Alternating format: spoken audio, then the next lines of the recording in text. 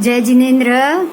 आज का हमारा जो पाठ है वो शुरू करने से पहले मैं आप सबको एक बात बताना चाहती हूँ कि आपका जो कोर्स है फर्स्ट ईयर, उसके जैन ब्रह्मांड विज्ञान, जैन खगोल विज्ञान, जैन भूगोल विज्ञान और जैन काल विज्ञान, 4 सब्जेक्ट है। चारों सब्जेक्ट के हर एक फर्स्ट सेकंड थर्ड ईयर की 4-4 किताब है। टोटल 12 किताब है। अब इतना सारा तो मैं आपको एक साथ नहीं भेज पाऊंगी, मगर मैं आज आपको फर्स्ट ईयर के 4 बुक की लिंक भेज रही हूँ। वो चारों लिंक जो लिंक से आई है वहाँ 6 दिन रहेगी, उससे ज्यादा नहीं रह पाएगी और 6 दिन बाद वो अपने आप डिसगार्ड हो जाएगी। आपको क्या करना है कि वो 6 दिन मतलब आजकल में ही वो 4 जैन ब्रह्मांड विज्ञान पार्ट 1, जैन खगोल विज्ञान पार्ट 1, जैन काल विज्ञान पार्ट 1 और जैन भूगोल विज्ञान पार्ट 1, ये जो फर्स्ट ईयर की जो 4 किताब है, लगभग 200 से 250 पेज आसपास, टोटल 1000 जितने पेज होंगे। वो सब आपको स्टोरेज कर लेना है अपनी अपनी पेन ड्राइव में या फिर अपने लैपटॉप में या जैसे भी अपने ड्राइव में, गूगल पर आपको जैसे सहूलियत हो आप उसको स्टोरेज कर लो, क्योंकि आपको ये ज्यादा अच्छा रहेगा। आपके कंप्यूटर में ही वो पूरे के पूरे सब लेसन के साथ अगर किताब होगी ना, तो ये हर एक पीडीएफ आना, एक लेसन का मैं ऐसा को बोल रही हूँ कि आप भेजो, ये सारा सॉल्यूशन हो जाएगा। और ये बहुत अच्छी बात है कि आपको आगे पीछे की जो भी फोटो या जो भी चीज देखना है वो आपको एक ही जगह एक ही साथ में मिल पाए, क्योंकि ब्रह्मांड विज्ञान, खगोल विज्ञान, भूगोल विज्ञान सब एक के बाद एक अंदर अंदर इंटरलॉक होते हैं। तो आपकी सहूलियत के लिए ये किया गया है, पर ये 6 दिन बाद ये यहाँ से निकल जाएगा। तो आप सबको रिक्वेस्ट है कि आप बिल्कुल 2-3 दिन में ही ज्यादा समय मत लो और उसको या तो फिर पेन ड्राइव में ले लो, डाउनलोड कर लो, या आप अपने ड्राइव में, या आप ईमेल कर लो, जो भी तरीके से आप उसको सेव कर सकते हो आप उसको सेव कर लीजिए। Okay, thank you very much. अब हम आपका जो आगे का आज का सेशन है शुरू करेंगे। उससे पहले ये बुक और उसके मामले में भी मैं आपको कुछ बताना चाहती हूँ। ओके, क्योंकि ये बड़ी बड़ी फाइल है ना, तो भेजने का ये तरीका है। नेटवर्क से जाएगा। हाँ, तो वो नेटवर्क से चारों किताब मैंने भेज दी है, कम 200, 250। तो लिंक जैसे ही मैं आपको फॉरवर्ड करूँ, आप लोग उसको डाउनलोड कर लीजिए। नेट નું નામ શું બેટા? हाँ, ये नेट નું नाम वी ट्रांसफर। वी ट्रांसफर, उसका नाम है वी ट्रांसफर। तो हाँ, तो वो मैं लिंक आज आपको भेज दूंगी। तो आप 6 दिन के अंदर अंदर उसको आप अपने लैपटॉप में, हाँ, जैसे ही लैपटॉप में या ईमेल में जैसे आपको करना है आप सेव कर लीजिए, फाइल्स डाउनलोड करें। डाउनलोड कर लीजिएगा। आप सब उसको डाउनलोड कर दीजिएगा। हाँ जी, डाउनलोड करके सेव करना है। बिना डाउनलोड करे तो वो आप में सेव होगा भी नहीं।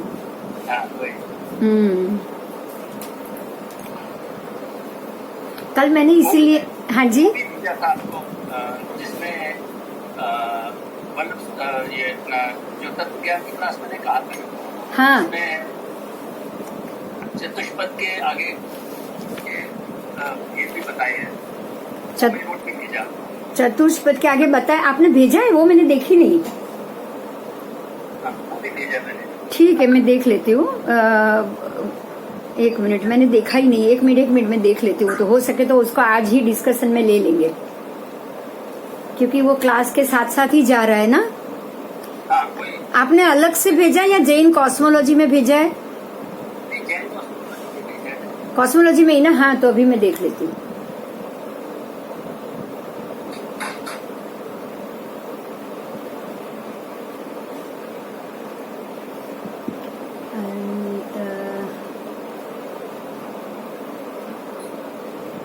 हाँ, आपने नोट्स करके भेजा है। ठीक है, अभी आज ले लेंगे इसको भी। हाँ, पढ़ाई में ले लेंगे। आप शायद जल्दी निकल जाते हो, है ना? नहीं, बीच में उस दिन फोन आ गया था मेरा। ओके ओके ओके, मुझे लगा आप जल्दी निकल जाते हो, तो मैं थोड़ा सा जल्दी शुरू करूँ। अच्छा, ये वल्लभ सूरी महाराज साहब का है नोट, बहुत अच्छी बात, बहुत अच्छा। हाँ हाँ, ये तो हमारे खास है वल्लभ सूरी समुदाय। अच्छा ना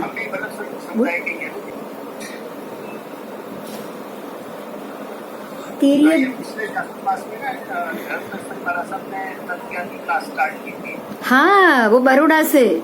हाँ, उन्होंने और बहुत अच्छा है हम लोगों का साहब जी के साथ। हो आपको ये पता होगा वो पंचांग भी निकाला है ना, जैन पंचांग। जो हर साल निकलता नहीं वो नहीं, ये वो वाला नहीं, आगम के रिलेटेड धर्मदूत से महाराज साहब छपवाते हो उसको। हाँ, और 3-4 साल से वो बनाती मैं ही हूँ। अभी मिलेंगे ना तो मैं आपको दूंगी। आप बम्बई में ही हो ना? हाँ, तो देख लीजिएगा, अगर पार्ला आसपास कहीं आओ तो आप देख लीजिए, मैं आपको पंचांग भी दूंगी और थोड़ी आमने सामने बात भी हो जाएगी। ठीक है, चलो अभी मैं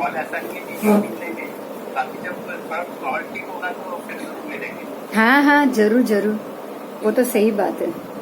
माहौल ठीक होगा फिर तो। अपने को तो वैसे भी ये 3 साल तो क्लास चलने वाला है। अगर हम ये क्लास पढ़ने के हिसाब से भी जुड़ गए तो भी कम से कम 3 साल तो यही जुड़े हुए।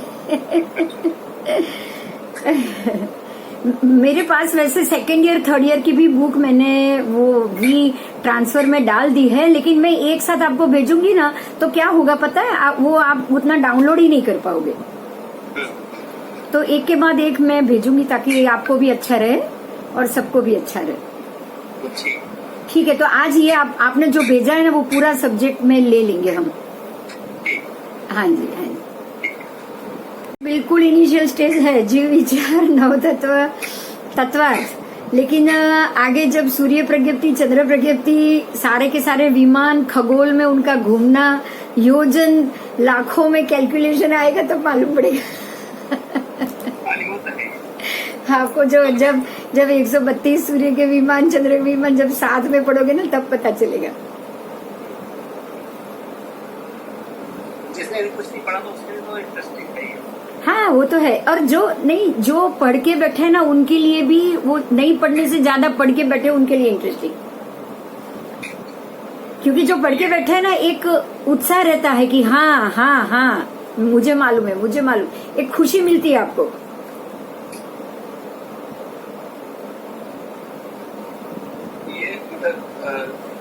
बड़ौदा यूनिवर्सिटी ने एग्जाम लिया था। अच्छा, बड़ौदा यूनिवर्सिटी ने लास्ट ईयर जो सयाजीराव यूनिवर्सिटी से सर्टिफिकेट दिए थे वही ना? हाँ, सर्टिफिकेट सयाजीराव यूनिवर्सिटी से मिला था ना, मैंने भी दिया था उसमें, मुझे भी सर्टिफिकेट मिला है। कब ये नवंबर? 2 साल हो गए, 2 साल हो गए। ये 20 में, नवंबर 20। अच्छा, 20 में नहीं, मैंने 19 में जब गुरुदेव बड़ौदा में थे ना तभी दिया था। चातुर्मास बड़ौदा में था ना तब। हाँ, नवंबर 20 में। हाँ, वो 9 तत्व के क्लास हुए थे, उससे पहले कर्म ग्रंथ के हुए थे। मैंने 9 तत्व की क्लास अटेंड की थी। अच्छा अच्छा अच्छा। वो फिर उनका वो हो गया, चातुर्मास खत्म हो गया तो फिर उनका विहार वगैरह शुरू हो गया। अभी चातुर्मास रहेगा तो फिर शायद दोबारा फिर शुरू होगी क्लास। हाँ हाँ, सुबह 7 बजे होती थी क्लास। हाँ हाँ, वो तो कर्म ग्रंथ में भी वैसा ही होता था, 2 बार होती थी। सुबह 6, 6:15 बजे से लेके 7:15 तक, उसके बाद वापस 9 बजे से लेके 10:30 बजे तक। वो भी उनका भी नॉलेज उनको तो आगम जबानी याद है। धर्मद्वंदेश्वरी महाराज साहब को आगम जबानी याद है, किसमें कौन सा मुद्दा है क्या नहीं है, पूरी डिटेल से याद। तो पूरा उनका संरक्षण किया, पूरा ग्रंथों का संरक्षण भी काफी किया। हाँ, बहुत है, बहुत। आप उनके ओसरा में जाके देखो तो मालूम पड़े, पूरा लाइब्रेरी है बना हुआ है। पालनपुर में भी एक चातुर्मास रुके थे तो सारे ग्रंथों में से जो पेज जो पुराने हैं उन सबको उन्होंने पहले तो एक लिस्ट बनाई और दूसरा सारा कंप्यूटराइज कराया था। इस पर शायद उनका चातुर्मास ओस्त्रा में ही है। हाँ, नहीं ओस्त्रा में नहीं है, पंजाब है, पंजाब जा रहे। ओस्त्रा तो अभी पंजाब जाना था, अंबाला में था वैसे। अभी तो ओस्त्रा से तो निकल के प्रेजेंटेशन शुरू करती हूँ। अगर कोई आए और क्लिक करे कि भैया एंटर करो तो मुझे बता देना।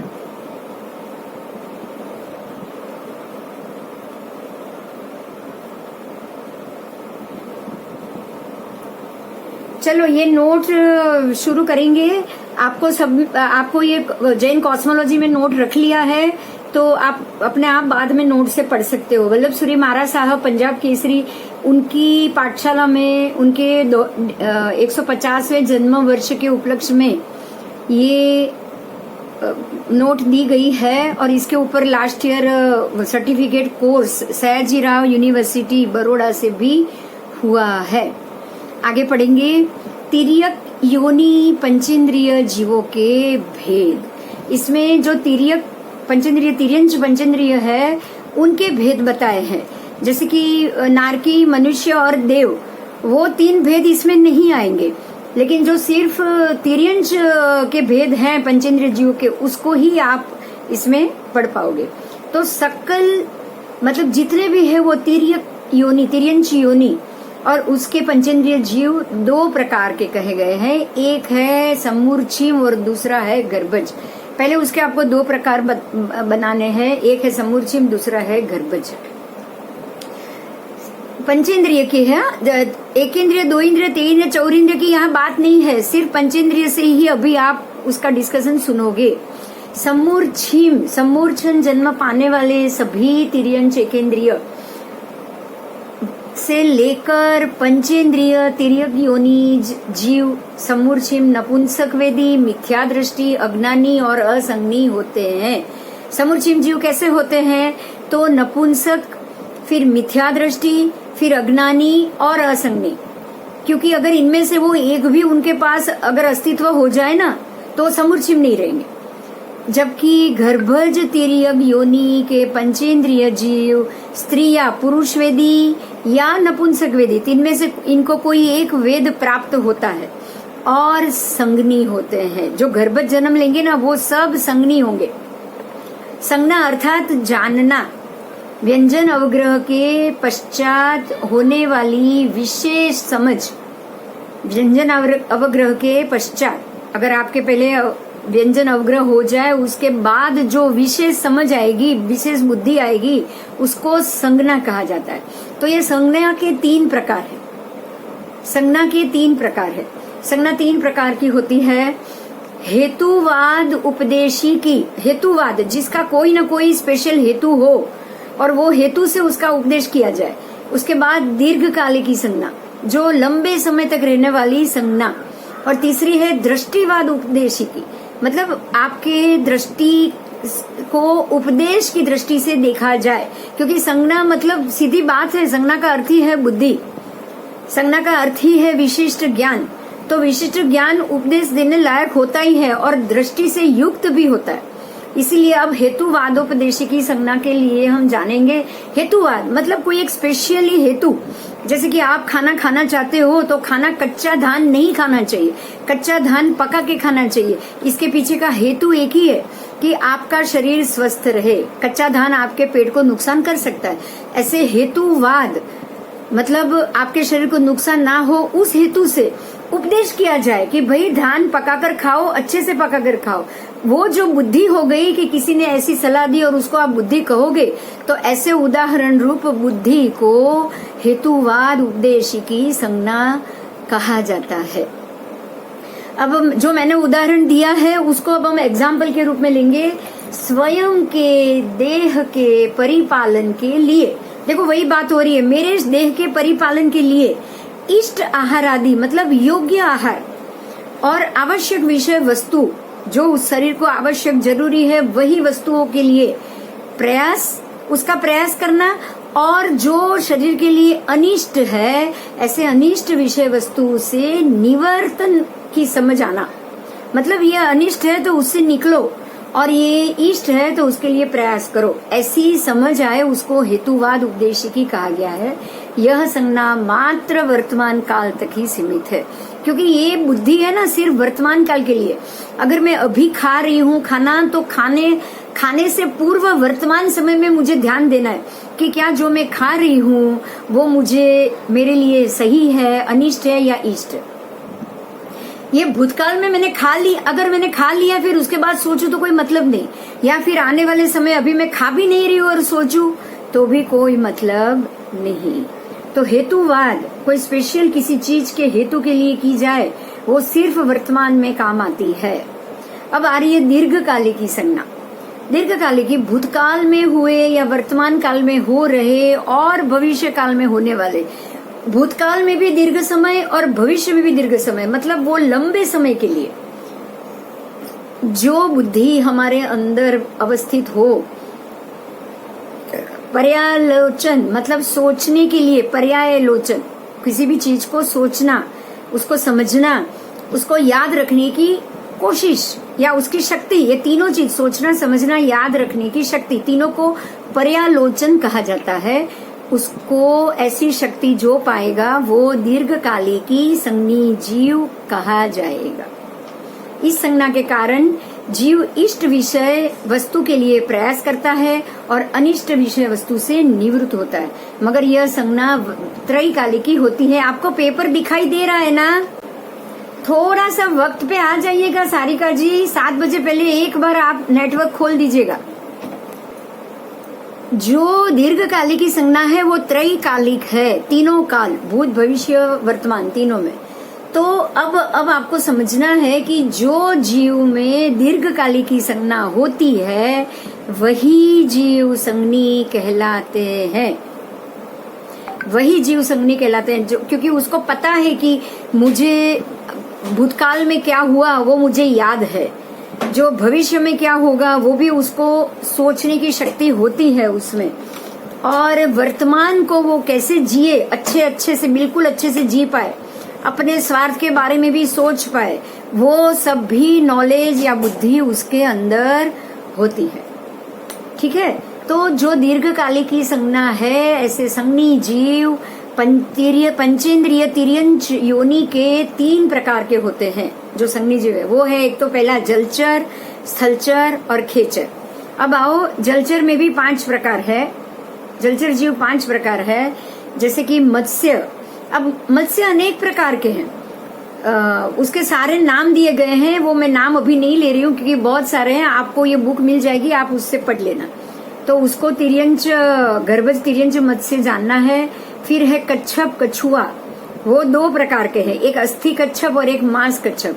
जो अस्थि कच्छप है उसके शरीर में हड्डियां अधिक होती है, और जो मांस कच्छप है उसके शरीर में मांस कच्छप ज्यादा होते हैं। ये आपने पहली बार जाना, मैंने तो पहली बार जाना कि कच्छप में भी ऐसे 2 प्रकार के हैं। अब आओ ग्राह। ग्राह भी एक प्रकार के जीव है, वो भी 5 प्रकार के होते हैं। दिली, वेढल, मूर्धज, पुलक और सीमाकार। ठीक है, उसके बाद मगर में आओ। मगरमच्छ भी 2 प्रकार के होते हैं, शॉन्ड हाँ, ग्राह भी एक प्रकार का एनिमल है। ग्राह एक प्रकार का, ग्राह का मतलब है घड़ियाल, वो भी बिल्कुल कछुए, अरे मगरमच्छ जैसा ही है, मगर कुछ उसमें कुछ अलग एबिलिटी होती है। ग्राह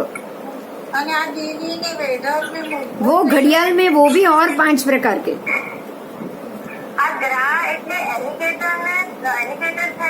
एलिगेटर ही घड़ियाल, देखो घड़ियाल को भी मगरमच्छी कहा गया है। जो घड़ियाल बोलते हैं ना, घड़ियाली आंसू, आपको मालूम होगा शब्द, तो मगरमच्छ के आंसू। तो मगरमच्छ में ही ये सारे प्रकार है।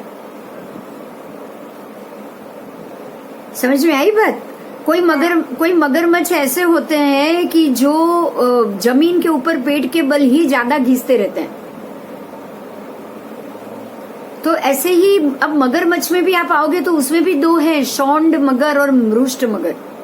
वैसे घड़ियाल को भी मगरमच्छी, हमारे में तो वही भाषा थी। अब है ना, जैसे जैसे साइंस आगे बढ़ रहा है ना, अलग अलग प्रकार के इतने ही मगरमच्छ में, यहाँ आप देखोगे तो 7 प्रकार आ गए। अब मगरमच्छ के 7 प्रकार मैंने तो आज तक देखे भी नहीं और सुने भी नहीं, सच बताऊं तो। नहीं है पर है, मुझे पता है। मगरमच्छ में अब मुझे हम लोग ऐसे मगरमच्छ के जो क्रोकोडाइल फार्म है ना, वहां पर हम गए थे। वहां मैंने देखा था कि जो पानी के अंदर ज्यादा रहते हैं, मगरमच्छ पानी के अंदर ज्यादा रहेगा, लेकिन जो घड़ियाल है ना वो पानी के बाहर ज्यादा रहेगा। वो बहुत कम पानी में जाता है, वो ज्यादा से ज्यादा मिट्टी में और बाहर ही पड़ा रहता है। तो होते हैं वो, बाद में साइंस से आप खुद ही ढूंढ लेना ना। अनिल भाई का भी माइक खुला है, वो बोल सकते हैं, अगर उनको पता है तो। अनिल भाई आप बता सकते हो। हाँ, अनिल भाई आपको पता हो तो आप बोल सकते हो। हाँ, घड़ियाल और मगरमच्छ 5 प्रकार। मगरमच्छ और घड़ियाल में फर्क ये होता है कि मगरमच्छ में तो जैसे जॉ होता है वो चौड़ा होता है, घड़ियाल का बारीक होता है। इसमें मैं वीडियो देख रहा हूँ तो उसमें क्रोकोडाइल और इसमें फर्क तो दिखाया है। तो आप ऐसा कीजिएगा, आप जो भी वीडियो देख रहे हो या आपको गूगल से जो भी चीज मिले ना, आप जैन कॉस्मो में उसको शेयर कीजिएगा, ठीक है। आप अगर किसी को भी इस विषय में कोई भी अलग से जानकारी मिले, उसको जैन कॉस्मोलॉजी में सब्जेक्ट के रिलेटेड हर एक चीज को रखने की छूट है, ठीक है। तो ताकि क्या होगा पता है कि हर एक व्यक्ति को उसकी डिटेल जानने को मिल जाएगी। आप पढ़ रहे हो तो पढ़ाई में ही ये सारी चीज आ जाए ना तो बहुत अच्छी बात। अब जैसे अनिल जी ने ये बुक लाके दी तो एक तरीके से तो हम सबके लिए अच्छा ही हुआ ना। अब हाँ, अब आओ सुनसुमार, देखो आगे लिखा है शिनसुमार, सुनसुमार या शिनसुमार, वो भी एक प्रकार का जानवर ही है। ढूंढना पड़ेगा भाई कि क्या है, नहीं सच में ढूंढना पड़ेगा, अपने को ये सारी चीज नहीं पता।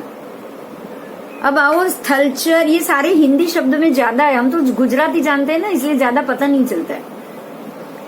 आप अब आओ स्थलचर, पंचेंद्रिय, तिर्यंच योनि के जीव। स्थलचर ये सारे जलचर थे, पानी के थे। अब आओ स्थलचर में है चतुष्पद और परिसर्प, मतलब जो भूमि पे चल रहे हैं और जो पेट से चल रहे हैं। तो चतुष्पद तिर्यंच योनि 4 प्रकार के हैं, 1 खुर, 2 खुर, गंडीपद और सनख पद, मतलब नख सहित पैरों वाले। देखो 1 खुर का मतलब है 1 खुर वाले चतुष्पद, जैसे घोड़ा, खच्चर, गधा आदि। आप उनके पैर को देखोगे, सारे को पैर ही देखना है। फिर 2 खुर वाले तो वो ऊंट, गाय, बैल, नील। जैसे 1 खुर में क्या है, उनकी उंगली अलग नहीं है, एक ही है, ऐसा गोल है। समझ में आ रहा है घोड़े का पैर कैसा है, पूरा ऐसा गोल है, मतलब एक ही गोला है, गोल। और 2 खुर में क्या है, ऐसे होते हैं, ऐसे, जिसमें बीच में जगह होती है, 2 उंगली जैसा मिलेगा घोड़ा। 2 खुर में आपको ऊंट, गाय, बैल, नील गाय, भैंस, भैंसा, हिरण, बकरा, बकरी, भेड़ आदि। हमने तो सबको एक ही पंचेंद्रिय में ले लिया था ना स्थलचर में। जो अनिल भी बोल रही है सही है। देखो स्थलचर में भी पैर के हिसाब से, चतुष्पद में भी पैर के हिसाब से डिटेल दी गई है, उनके पैर, उनके नाखून के हिसाब से डिटेल दी गई। थैंक यू अनिल भाई। उसके बाद आओ गंडीपद। अब गंडीपद में क्या है, उनको गंड स्थल होता है, आप जानते हो ये। गंडीपद में हाथी को भी ऊपर गंड होता है और गेंडे को भी ऐसे ही गंड होता है। तो हाथी, गेंडा, उन सबको आप गंडीपद में ले सकते हो। उसके बाद आओ नख सहित, मतलब नख सहित पैर। अब इनके पैर भी है और पैर में नाखून भी है। ऐसे तिर्यंच कौन कौन है, जैसे कि शेर, वो नाखून से ही तो शिकार कर लेता है। शेर, बाघ, दीपड़ा, भालू, शियार, बिल्ली, कुत्ता आदि, ये सारे नख सहित पैर वाले हैं। समझ में आ गया आपको। अभी चतुष्पद में भी पैर के हिसाब से अलग अलग कैटेगरी बताई है। अब आओ परिसर्प में, तो 2 परिसर्प है, 2 प्रकार के, वो तो हम कल देख लिए थे। तो उर परिसर्प, भुज परिसर्प, जो छाती के बल चल रहे हैं, ऐसे स्थलचर जीव। उसमें अही सर्प, मतलब सर्प, फिर अजगर, फिर आसालिक और महोरग, ये भी 2 और है, आसलिक और महोरग। ये भी 2 प्रकार के पेट से ही घिस कर चलने वाले जानवर है। अब अही यहाँ 2 प्रकार के हैं, दविंकर फन वाले और मुकुली फन वाले। अब उसको भी समझो आप, उसको भी समझो। तो द्विंकर फन यानी कि फन वाले जो सर्प है, वो फन वाले भी ये बात में फन निकाल देते हैं।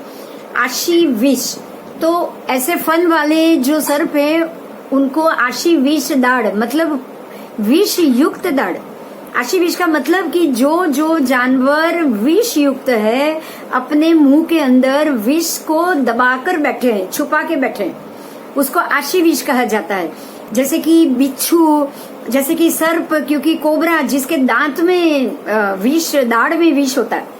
फिर दृष्टि विष, अब विष में भी बहुत प्रकार आएगा। अब आ रहा है दृष्टि विष। तो दृष्टि विष में, दृष्टि में विष रखने वाले, जैसे कि चंड कौशिक नाग। अब चंड कौशिक को आप फन में या कोबरा में की गिनती में नहीं गिन सकते हो। समझ में आ रही है मेरी बात?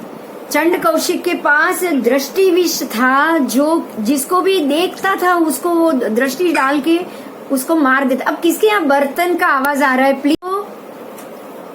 वैसे ही अब देखो, हर एक अलग अलग प्रकार के विष हैं जिसकी यहाँ पे आपको उल्लेख दिया गया है। तो उग्र विष अब आ रहा है तीसरा, आशी विष, दृष्टि विष, अब आ रहा है उग्र विष। तो उग्र विष में क्या है कि तीव्र विष है, इसमें उग्र विष का उग्र प्रकार। तो आपको ये पता होगा पोटेशियम साइनाइड, जैसे ही आप खोलोगे जीभ पे रखोगे तुरंत डेथ हो जाएगी, ऑन द स्पॉट डेथ। तो ये है भोग विष फन, भोग विष फन या शरीर में विष रखने वाले। जैसे ही ये आपको कैप्सूल मैंने पोटेशियम साइनाइड वो शरीर में रखते हैं, वो अपने पास रखते हैं और जैसे ही जरूरत है उसको खा लेते हैं। तो जैसे जिसमें से पोटेशियम साइनाइड विष बनता है ना, वो एनिमल जो जिसके शरीर में उत्पन्न होता है वो भोग विष फन कहा जाता है। तो वो भी बहुत ही, उनके फन में भी बहुत ही तीव्र विष होता है। मेरे ख्याल से कोबरा इसी में है। कोबरा जिसको डस जाए ना, वो पानी भी नहीं मांग सकता, तुरंत ऑन द स्पॉट उसकी मृत्यु हो जाती। आगे चलो, त्वचा विष। त्वचा विष तो चमड़ी में विष रखने वाले, मतलब जो अपनी चमड़ी के अंदर विष रखते हैं, चमड़ी के अंदर जो विष रखते हैं उसको त्वचा विष कहा जाता है। ये उसके स्पर्श से मृत्यु होती है। अगर वो व्यक्ति दूसरी किसी व्यक्ति को स्पर्श कर ले तो दूसरी व्यक्ति डेफिनेटली मर जाएगी। उसके बाद है लाला विष, मतलब लार में, जीभ में विष। आपको ये याद हो तो एक चीज मैं बताऊं, पहले के जमाने में राजा रजवाड़ा थे तब विष कन्या को तैयार किया जाता था। आपने ऐसी बहुत सी स्टोरी सुनी होगी या सीरियल देखी होगी। वो विष कन्या उसकी जीभ को बार बार ऐसे सर्प से डंक लगाया जाता है, बार बार लगाया जाता है। और वो ऐसा सर्प होता है कि जिसका जहर ज्यादा तीव्र नहीं होता है। तो ऐसे कितने कुछ समय तक वो डंक लगने से वो कन्या में, उसकी जीभ में, उसकी लार में विष आ जाता है। और ऐसी कन्या को ऐसी किसी दुश्मन के पास उसको भेजा जाता है और उससे भोग करवाने से वो जो दुश्मन है जिसको मारना है उसको मार दिया जाता है। तो ऐसी विष कन्या बहुत होती थी, जो जैसे आगे शब्द गए ना, भोग विष फन, मतलब किसी को भोग कर उसकी मृत्यु करने के लिए विष कन्या तैयार की जाती थी, और किसी को लार से विष कराने के लिए वो तैयार की जाती थी। अगर वो व्यक्ति जिसके लार में विष है ना, वो खाने में भी अगर थूक दे ना, वो किसी खाने के ऊपर भी वो थूक देना, तो वो थूका हुआ खाना खाने वाली व्यक्ति की तुरंत विष के कारण मृत्यु हो जाती। आगे चलेंगे, उच्छ्वास विष, मतलब सांस लेते हुए विष। तो वो हवा में चलता है। जैसे आज वायरस कैसा है, आज का वायरस कैसा है, आज जो कोरोना वायरस है ये उच्छ्वास विष श्वास हो गया है। आप सांस ले रहे हो, आप वही सांस ले रहे हो, और वो उच्छ्वास सांस लेते हुए कोरोना वायरस का जर्म्स आपके शरीर में आ गया, और वो 4, 5, 10 दिन के अंदर धीरे धीरे उसमें विष उत्पन्न हो जाता है। और ऐसा विष उत्पन्न हो जाता है, कोई बच गया तो बच गया, और नहीं बच गया तो उसको मुश्किल से आप बचाते हो। वो ऐसा विष है कि अगर वो विष को आपके शरीर ने पचा लिया तो आप उससे बाहर आ जाओ। अब आप आगे पढ़ो, निश्वास विष। निःश्वास मतलब वो श्वास छोड़ते हुए। अब जिसने उच्छ्वास से श्वास ले लिया है ना, उसके अंदर अभी वो विष तैयार हो गया, जिसको आप कोरोना जर्म्स कह सकते हो आज के हिसाब से। और वो जैसे ही वो उच्छ्वास छोड़ेगा, वो निश्वास छोड़ेगा, वो व्यक्ति जिसने ये जर्म्स ले लिए, वो अगर किसी के ऊपर निश्वास छोड़ देना, श्वास छोड़ देना, तो वो दूसरी व्यक्ति को भी वो विष वाला, विष युक्त, कोरोना विष युक्त कर सकता है। तो ये जो उच्छ्वास विष, निश्वास विष है ना, वो आज हमारे पास रिसेंट में बहुत बड़ा एग्जाम्पल। शायद हम पहले ये नहीं मानते, लेकिन आज आपको मानना पड़ेगा। फिर कृष्ण सर्प, श्वेत सर्प, काकोदर, दह्य पुष्प, कोलाह, मेलीमींद, शेषेंद्र, जो आप बोलते हो ना शेषनाग, शेषनाग में भी जो इंद्र है वो, ये सारे प्रकार के सर्प हैं। अलग अलग सर्प के तक्षक योनि, आपको पता है सर्प में बहुत योनि, तक्षक योनि, शेष नाग की योनि अलग है, तक्षक की अलग है, फिर वसुकी नाग की अलग है, ये सारी नाग योनियां। तो नाग योनि अगर इतनी है तो आपको ये इतने सारे विष मिले, उसमें कोई सरप्राइज नहीं, ठीक है। तो ये अन्य जितने भी अन्य प्रकार के तिर्यंच योनि जीव है उनको पंचेंद्रिय तिर्यंच द्विंकर जाने, ये द्विंकर योनि वाले, द्विंकर फन वाले। अब आओ मुकुली सर्प, अब उसमें भी अलग है मुकुली सर्प। तो वो क्या है, तो दिव्यांक, गोनस, कशाधिक, व्यतिक, चित्रली, मंडली, माली, अहिशलाका, वातपताका आदि अन्य जितने भी अन्य प्रकार के तिर्यंच योनि जीव जो है उनको पंचेंद्रिय तिर्यंच योनि के या मत्स्य जाने। आपको पता होगा जो पानी में जो सर्प है उसको भी मुकुली सर्प कहा जाता है। मत्स्य, वो बिल्कुल मछली की तरह अपना चेहरा टेढ़ा रख के पानी में ऐसे इतना फास्ट मछली की तरह तैरता है कि पूछो नहीं, अगर आपने पानी में सर्प देखा हो तो। अब आओ अजगर, वो भी एक प्रकार का अलग ही आकार का है, अलग ही प्रकार का है। उसके बाद है आसालिक। आसालिक अग्रलिखित स्थानों के विनाश की निशानी के रूप में 15 कर्म भूमि में पाया जाता है। ये 15 कर्म भूमि में ही आसलिक, आसलिक एक ही शब्द है, आप उसको जान सकते हो, किसी भी किताब में आपको ये शब्द मिलेगा। ये सम्मूर्छिम, असंज्ञी, मिथ्या दृष्टि और अज्ञानी होता है, उसको आसलिक कहा जाता है। इसके शरीर की जघन्य अवगाना अंगुल के असंख्यात वे भाग जितनी ही है, अंगुल के असंख्यात भाग में, और उत्कृष्ट अवगाना 12 योजन जितनी होती है, 12 योजन। मोटाई भी अवगाना के अनुपात के अनुसार जानना है, उसकी जाड़ाई, मोटाई का मतलब जाड़ाई। वह आसलिक चक्रवर्ती आदि के स्कंधावार के नीचे की भूमि को फाड़ कर पैदा होता है, वो जमीन से पैदा होता है भूमि फाड़ के, और उसकी आयु मात्र अंतर मुहूर्त जितनी होती है। अब वो अंतर, आप ये सोच लो, अंतर मुहूर्त में मर जाने वाला आसलिक सर्प जमीन को फाड़ के बाहर आता है, ये सबसे बड़ी बात है। आप सोचो 12 योजन मतलब कितना, अयोध्या से लेके अष्टापद तक की जितना बड़ा है, अयोध्या से लेके अष्टापद जितना बड़ा सर्प है वो सिर्फ 15 कर्म भूमि में होता है। मतलब हमारे भारत में भी होता है, हमारे भारत में भी होता है। कब, ये चक्रवर्ती आदि जब हो तब। 12 योजन का सर्प आज नहीं मिलेगा देखने को, और जब वो होता है तब खाली अंतर्मुहूर्त 48 मिनट जीने वाला वो सर्प भूमि को फाड़े उतनी ताकत होती है उसके अंदर। बहुत बड़ी बात है, ये सारी चीज को आपको पकड़ के जॉइंट करके सीखना पड़ेगा कि ये how it is possible. It is possible, it is possible, it is not impossible. यह निम्न स्थानों में पैदा हो सकता है। ये कहाँ हो सकता है वो सुनो अभी। ये 12 योजन वाला जो अयोध्या से लेके अष्टापद, वो भी आदेश्वर भगवान के वक्त का, आज का नहीं तब का 12 योजन प्रमाण उसकी लंबाई है, तो चौड़ाई कितनी बड़ी होगी। वो कहाँ कब होगा, तो चक्रवर्ती, बलदेव, वासुदेव, मांडलिक, ऐसे मांडलिक से भी अल्प वैभव वाले, उससे भी अगर अल्प वैभव वाले राजा हो तो वो, उसके बाद महामांडलिक, अन्य देशों के राजा, स्कंधावार, सैनिक की छावनियों में। ये कहाँ पैदा होता है, यहाँ पैदा होता है छावनियों में। ग्राम निवेशो, नगर निवेशो, निगम वणिक निवेशो, खेत निवेशो, करबट निवेश, ये सारे शब्द आपको आगम में आएंगे। मैं फिर से बोल रही हूँ, ग्राम, नगर, निगम, खेत, करबट, मडम्ब, द्रोणमुख, पट्टन, आकार, आश्रम, संबंध और राजधानी। आप देखो राजधानी लास्ट आ रहा है, धीरे धीरे आप उससे अंदर आओ, राजधानी के अंदर।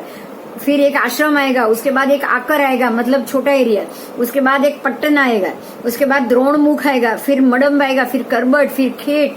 ये सारी चीज आपको नगर, निगम, नगर और फिर गांव, ऐसे बड़े से आपको छोटे में आना पड़ेगा। तो उस प्रकार के एरिया में ऐसे सांप जमीन फाड़ के बाहर आते हैं।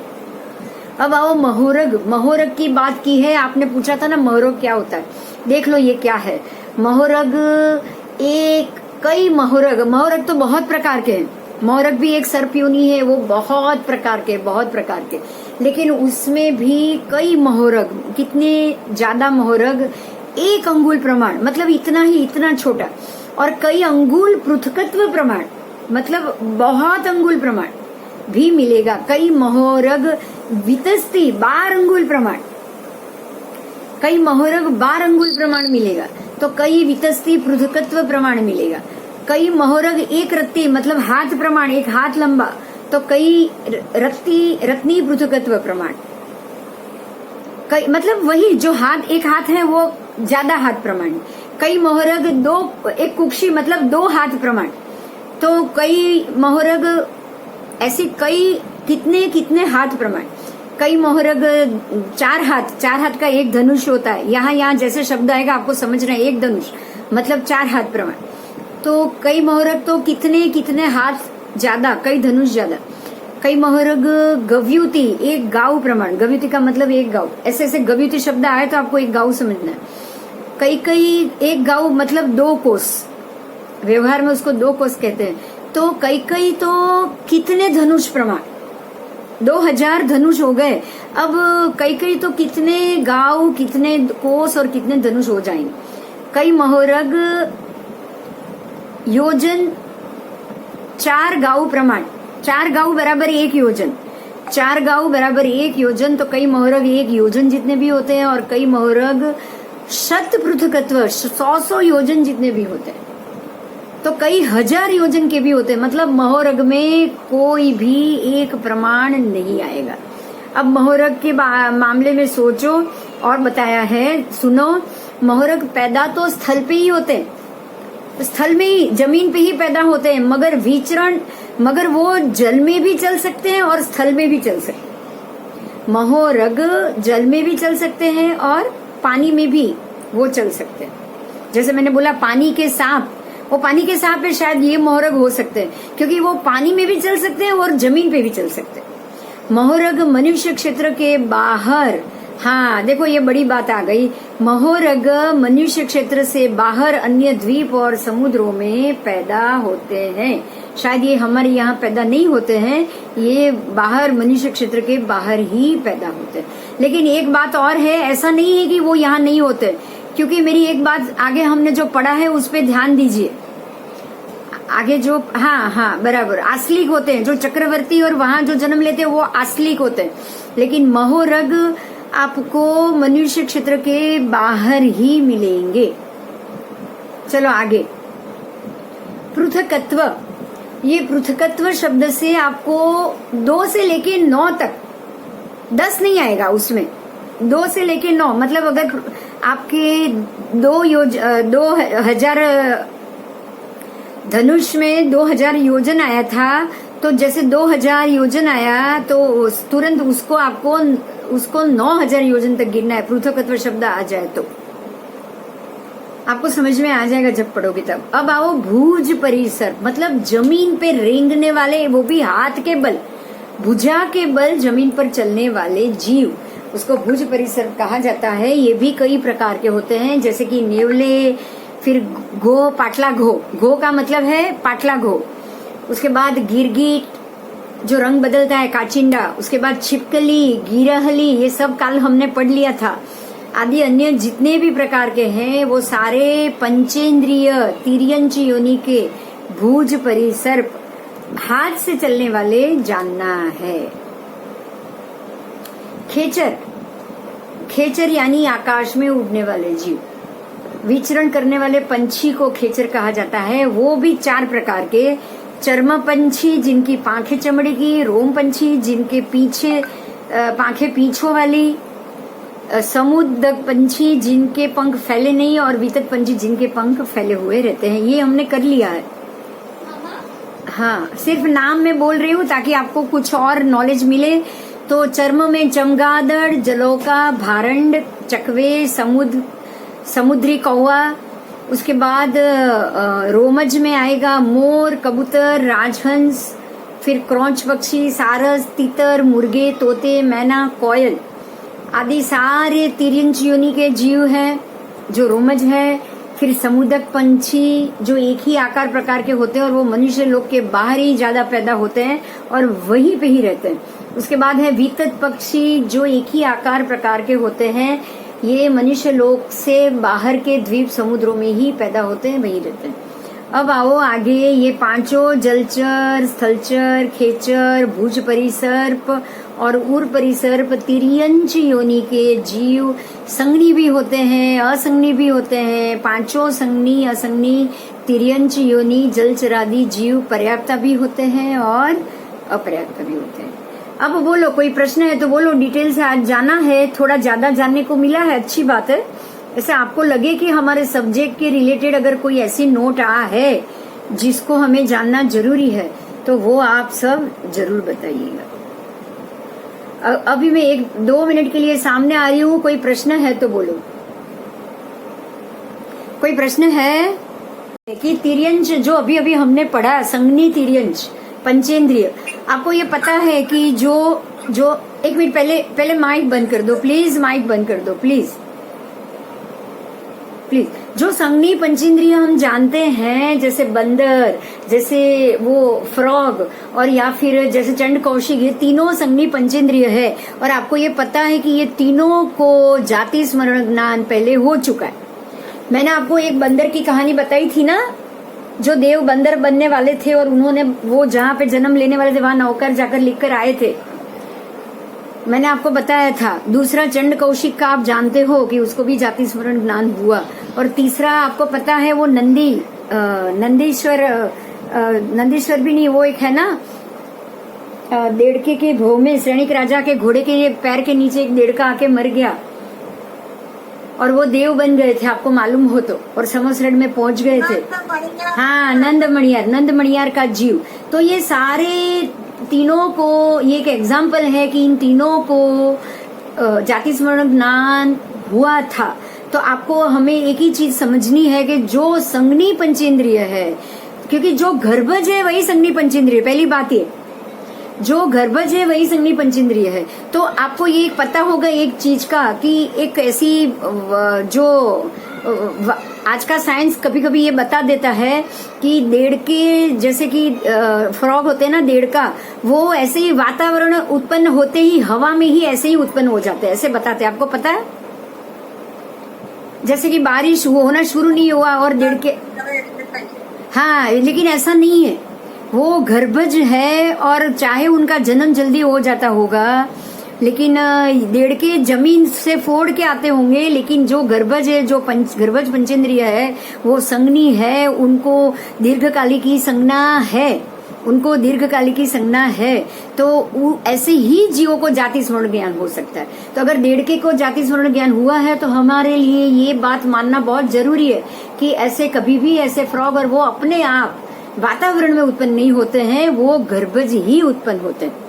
ऐसे ऐसे जब कोई बात मालूम पड़ती है ना, तब हमारा यकीन बहुत मजबूत हो जाता है। होता है कि नहीं होता है? આમ તો એવું સાંભળ્યું છે કે દેડકાઓનું કલેવર હોય ને એના અંદરથી જ ઉત્પન્ન થઈ જાય। हाँ, तो आपको ये समझना है कि ये गर्भज जीव है, बस मैं यही कहूंगी। आज अभी आपने ये पढ़ा, आज जो पूरा जो विवरण हुआ उसमें गर्भज ही संगनी जीव हो सकता है, बराबर। अगर जो तिर्यंच पंचेंद्रिय की बात है, अगर वो गर्भज है तो ही वो तिर्यंच संगनी पंचेंद्रिय हो सकता है। तो इस चीज को आपको ध्यान में लेना पड़ेगा। आगे चलेंगे हम, कोई किसी में भी विवाद में नहीं जाएंगे। आपको एक नई चीज मिली है, उसको जानो, उसका उपयोग करो। क्योंकि नंद मणियार के भव में अगर वो देड़के को, वो उसको देड़के के भव में उसको जाति स्मरण ज्ञान हो सकता है, तो ये बहुत जरूरी बात है हमारे लिए कि ये देड़के हमें गर्भज पंचेंद्रिय संगनी में ही मिल सकता है। आगे चलो। और जो आप जो आपने भी बोला ना कि क्लेवर में से उत्पन्न हो जाते हैं, वो सारे समूर्ची होंगे जो 48 मिनट के अंदर मर सकते, ये हो सकता है। अभी हम आगे चलेंगे त्रस्काय, क्योंकि मैं किसी भी चीज की चर्चा में उतरना नहीं चाहती हूँ। अब हम त्रस्काय पे जाएंगे। जो जीव अपने हित की और अहित की प्रवृत्ति करने के लिए एक स्थान से दूसरी स्थान की ओर गमन करते हैं, ये हमने पढ़ लिया था। अभी मैं आगे जा रही हूँ, ये पूरा हमने कर लिया था। भुज परिसर्प, ऊर परिसर्प और उनकी आयु और चतुष्पद कितने गांव की होती है और कितना होता है।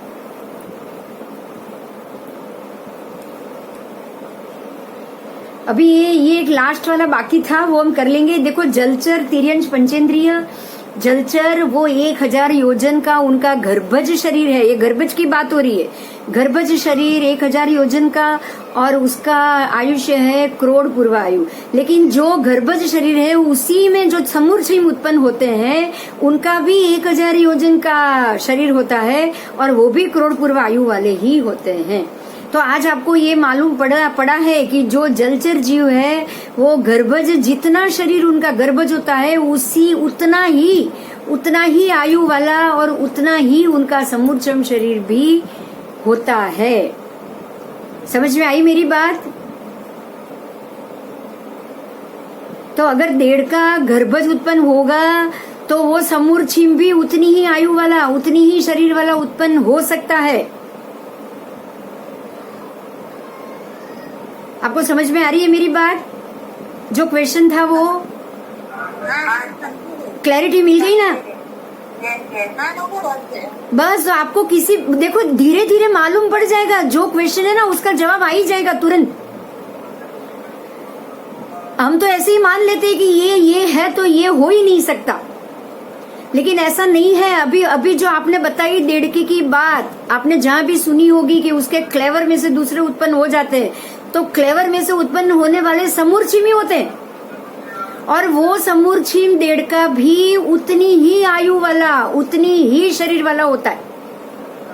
मगर वो समूर्छिम है, इसलिए उसको केवल मतलब जो जाति स्मरण ज्ञान वो कुछ नहीं हो सकता उसको, और वो संगनी भी नहीं हो सकता। समझ में आया? बहुत क्लैरिटी हो गई दक्षा, तूने जो बताई ना जो चीज उसमें तुरंत क्लैरिटी आ गई। हाँ, अब आगे आओ। उर परिसर बिल्कुल ऐसे ही। हाँ, पर मैंने आपको देखिए अभी आप नीचे जानोगे कि ये कहाँ से लिया गया है।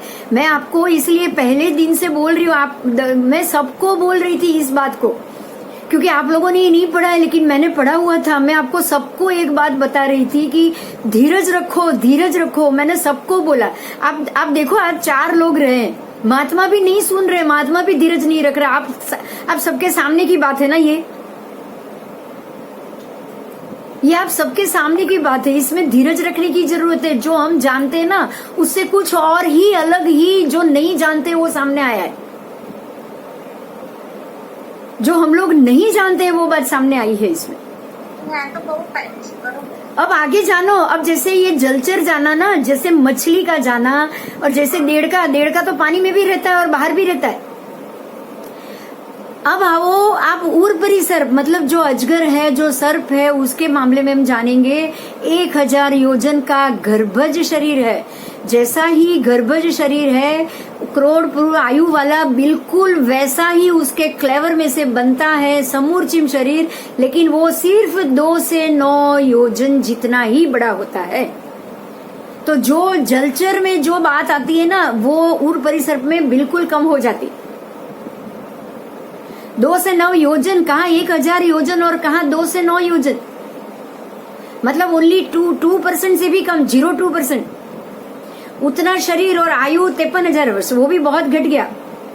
तो उर परिसर में समूर्छम जीव बिल्कुल उनके जैसे नहीं होते हैं, बहुत कम आयु और उसके होते हैं। अब आओ भुज परिसर, जो हाथ से है वो तो मैं अभी व्याख्या नहीं करूंगी। 2 से 9 गांव का गर्भज शरीर है, करोड़ पूर्व उनकी आयु है।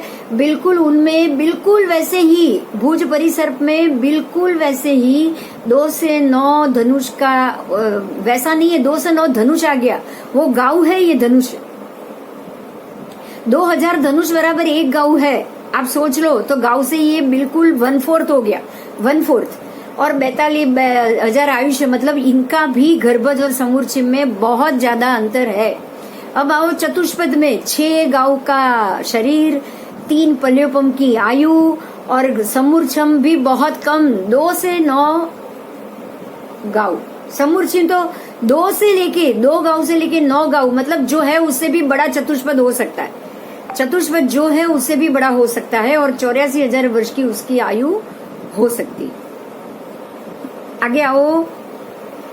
2 से 9 धनुष खेचर, हवा में उड़ने वाले पक्षी, 2 से 9 धनुष, पल्योपम के असंख्यात वे भाग जितना आयु। अरे बाप रे, कितना आयु आप सोचो।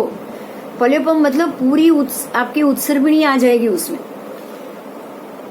अब आओ 2 से 9 धनुष, 2 से 9 धनुष बिल्कुल उतना ही गर्भज शरीर, 2 से 9 धनुष गर्भज शरीर, अरे समूर्चिम गर्भज जितना ही समूर्चिम शरीर, लेकिन आयु कम हो जाएगी 72,000 साल, ज्यादा से ज्यादा।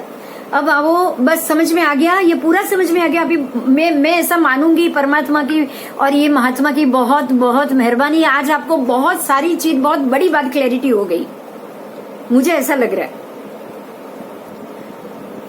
हो गई ना क्लैरिटी? अब आओ, वनस्पति में एक स्पेशल बात बताई है, ये वनस्पति की बात है। वनस्पति में कमल की नाल, जो कमल की जो डंडी होती है ना, जिसको कमल नाल बोला जाता है, कमल के फूल के नीचे लंबी डंडी होती है, वो 1000 योजन जल के अंदर होती है प्रत्येक वनस्पति में। ये सबसे उत्कृष्ट कहा होगा, 1000 योजन जल के अंदर। और 2, 3, 4 इंद्रिय वाले जीव, 2 इंद्रिय, 3 इंद्रिय, 4 इंद्रिय वाले जीव, उत्कृष्ट नाप, उनके उत्कृष्ट जो शरीर है वो मनुष्य लोग अडाई द्वीप के बाहर मिलेंगे, ये यहाँ नहीं मिलेंगे। और तिर्यंच पंचेंद्रिय उत्कृष्ट नाप के मत्स्य स्वयंभू रमण समुद्र में मिलेंगे। जो आपने आगे बोला ना, बताया ना, मत्स्य 1000 योजन, वो यहाँ नहीं मिलेगा, वो स्वयंभू रमण में मिलेगा। और सर्प, छिपकली, पक्षी आदि अढ़ाई द्वीप के बाहर मिलेंगे, जो बड़े बड़े बताए वो। एवं हाथी आदि चतुष्पद देवकुरु उत्तर कुरु में मिलेंगे। आगे जाएंगे क्योंकि इतना उत्कृष्ट तो यहाँ हो ही नहीं सकता। अब आपको ये जानना है कि ये सारी चीज कहाँ से ली गई है, तो तत्वार्थ सूत्र, फिर मूलाचार, त्रिलोकपन्नति, कार्तिकेयनु प्रेक्षा, फिर राज वार्तिक, पंच संग्रह, प्राकृत, धवला, उसके बाद है नए चक्र, द्रव्य संग्रह और गोमट सार, जीव कांड, मूल। ये इतने पुस्तक में से लिया गया है। ये सारे पुस्तक मुझे नहीं याद किया, हम लोगों ने पढ़े हो, हमारे ध्यान में नहीं है, ठीक है। नाम पहली बार सुन रही हूँ।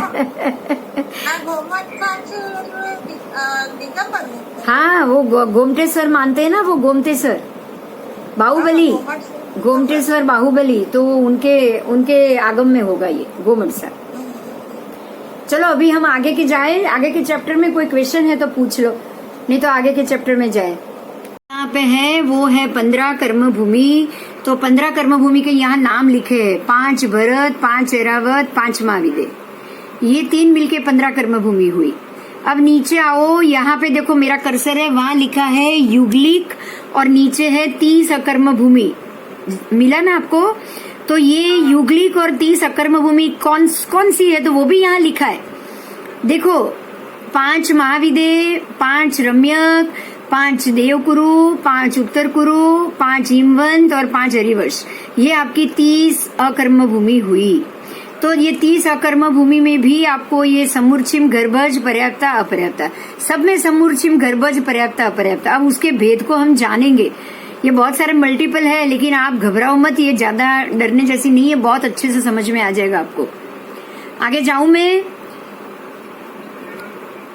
देखो यहाँ भी आपको मिलेगा देवलोक में, ये वैमानिक देवलोक है, कर्सर आप देख रहे हो, और वैमानिक देवलोक में यहाँ पे 5 अनुत्तर, मेरा कर्सर है वो है 5 अनुत्तर, फिर 9 ग्रेवेयक, उसके बाद है 12 वैमानिक, उसके बाद है 9 लोकांतिक, और उसके बाद है किल्बिषक, 3 किल्बिषक। ये 5 वैमानिक देव के भेद हुए। उसके भी पर्याप्ता, अपर्याप्ता, आपने पढ़े थे ना 198 वैमानिक के भेद, पर्याप्ता, अपर्याप्ता। तो ये पूरे टोटल कैसे हुआ वो बताया गया। अब आओ ज्योतिष में, ज्योतिष के अंदर आप आओगे तो चंद्र, सूर्य, ग्रह, नक्षत्र, तारा, और उसमें भी यहाँ आएंगे पर्याप्ता, अपर्याप्ता, पर्याप्ता, अपर्याप्ता, बराबर। अब आओ भवनपति में भवनपति के कितने देव है? तो 8 व्यंतर, 8 वाण व्यंतर, फिर 10 तिर्यक झुंबक देव, उसके बाद 15 असुर कुमार, और उसके बाद है 10 भवनपति। तो ये कुल मिला के जो भी है उनके भी पर्याप्ता अपर्याप्ता, पर्याप्ता अपर्याप्ता, ये भी इनके भेद हुए, बराबर। और अब आओ ये 7 नारकी के, मतलब ये चारों गति के पर्याप्त अपर्याप्त बता दिए हैं एक ही पेज में, पिक्चर में। ये पहली नारकी, दूसरी, तीसरी, चौथी, 5वीं, 6ठी और 7वीं, 7 नारक के पर्याप्ता और अपर्याप्ता, ऐसे 14 भेद, बराबर। तो आपको ये सारे भेद यहाँ आ गए, देवलोक के भी 198, नरक के भी 14, और आपको आगे लिस्ट पूरा आपको है। अब वो लिस्ट को, अब आपके पास टोटल संसारी जीव के 563 भेद आए, देव, मनुष्य और नरक के 563 भेद आपको संसारी जीव के पढ़ने हैं। अब हम संसारी जीवों के 563 भेद को आप पढ़ने जा रहे हो। ये शब्द मैंने बार बार बोला है, आपको पहले भी बोला है, याद है ना? संसारी जीवों के 563 भेद आपको इसीलिए जानना है। सबसे पहले हमको ये क्यों जानना है? क्योंकि हम लोग खुद अभी तक हमारा मोक्ष नहीं मिला, हमें हमारी मुक्ति नहीं हुई, हम सिद्ध में गए नहीं, सिद्ध के जीव बने नहीं है, तो हम अभी तक आज तक अनंत उत्सर पीढ़ी अवसर पीढ़ी हमारी निकल गई। उसमें से हम अगर कहीं हमने जन्म लिए हैं तो कहाँ लिए? ये प्रश्न हमको होता होगा ना, सबको होता होगा ना। तो हमने ऐसे कौन कौन से भेद में जन्म लिए होंगे?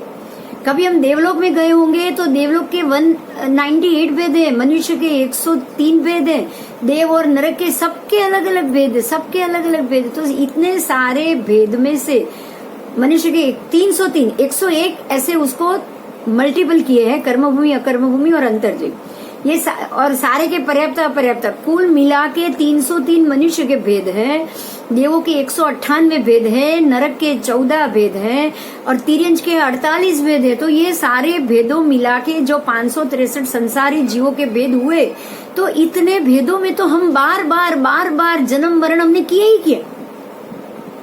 इस बात के लिए किसी को कोई शंका है?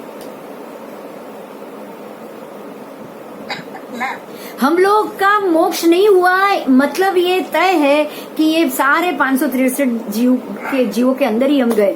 अब अगर आपको ये पता चल जाए, इस जन्म में आपको मालूम पड़ जाए कि कौन से गति के, ये 4 गति में कौन सी गति के भेद में सबसे समूर्छिम या असंगी जीव जाते हैं, तो वो गति में आप ना जाओ, उसकी तैयारी आप कर सकोगे या नहीं कर सकोगे? आप कर सकोगे। आपको इतना मालूम हो जाए कि हम समूर्छिम में, अब वही तिर्यंच पंचेंद्रिय जो जैसा आयु और शरीर वाला तिर्यंच पंचेंद्रिय संगनी हो सकता है, गर्भज हो सकता है, बिल्कुल वैसा ही आयु, वैसा ही शरीर, वैसा ही असंगनी और समूर्छिम भी तो बन सकते हैं।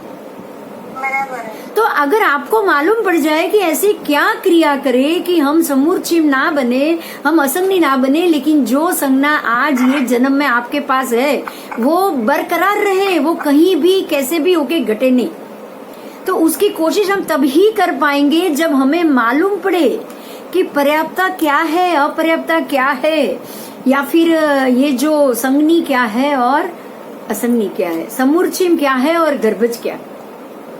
अगर इतना मालूम पड़ गया ना, तो ये इससे उत्तम हमारे लिए कुछ नहीं होगा। तो अब हम 563 भेद जानने के लिए आगे बढ़ेंगे। चलो, अभी मनुष्य के 303 भेद है। मैं अगर दिखाई दूंगी तो आपको ये स्क्रीन नहीं दिखाई देगी। अब देखो मनुष्य के 303 भेद कैसे हैं, तो कैसे होते हैं। पहले तो आपको ये जानना है कि ये होते कैसे। संसारी जीवों के जो 563 भेद है उसमें मनुष्य के 303 भेद है, वो कैसे बनते उसको जानेंगे। तो 15 कर्मभूमि, 30 अकर्मभूमि, 56 अंतर्द्वीप मिला के कुल 101 भेद गर्भज मनुष्य के हो गए। बराबर। अब आप उसको नोट करो। फिर से मैं इसको इतना ही बोलूंगी। 15 कर्म भूमि, 15 और 30 अकर्म भूमि, टोटल 45 हुआ। और 56 अंतर्द्वीप उसमें जोड़ दो, क्योंकि जितनी जितनी जगह होगी वहां वहां मनुष्य है। मनुष्य कहाँ कहाँ है? तो कर्म भूमि, अकर्म भूमि और अंतर्द्वीप, तो तीनों मिला के कुल 101 क्षेत्र है मनुष्य क्षेत्र। मनुष्य क्षेत्र कितने हैं? 101 क्षेत्र मिल गया। अब क्षेत्र को समझ में आ गया। अब 101 के गर्भज पर्याप्त, गर्भज के पर्याप्ता अपर्याप्ता, गर्भज के पर्याप्ता अपर्याप्ता, दो भेद। तो गर्भज के पर्याप्ता अपर्याप्ता कुल मिला के 202 हो गए।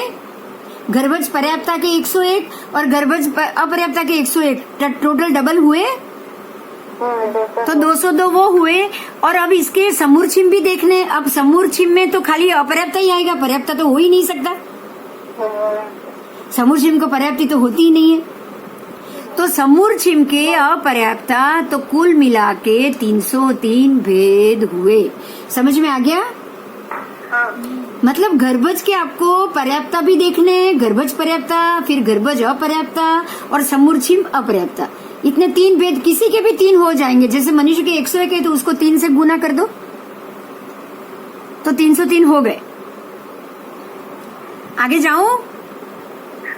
देवों के 198 भेद वो कैसे हुए? देखो अब देवों के कैसे हुए। तो देवों के मुख्य 4 प्रकार हैं, भवनपति, व्यंतर, ज्योतिष और वैमानिक। अब इन चारों के भेद प्रभेद कितने हुए? तो भवनपति के 10 भवनपति के, 15 परमाधामी के, तो टोटल मिला के 25 हो गए। तो भवनपति के 25, व्यंतर के 8 और वाण व्यंतर के 8 और तिर्यक झुंबक के 10 मिला के 26। फिर ज्योतिष के सूर्य चंद्र ग्रह नक्षत्र तारा के 5 चर और 5 अचर मिला के 10। और वैमानिक में 12 देवलोक, 9 ग्रहवेयक, 5 अनुत्तर, 3 किल्बिषक और 9 लोकांतिक मिलके कुल 38 भेद हुए। देखो ये कुल भेद है टोटल। अब वो सारे टोटल करो तो 25, 26, 10 और 38 मिला के 99 भेद हुए। बराबर 99। अब 99 भेद तो ये देव के पर्याप्ता 99 और अपर्याप्ता 99 दो ही आएंगे ना, कि समूर छिम भी आएगा? नहीं, क्यों नहीं आएगा?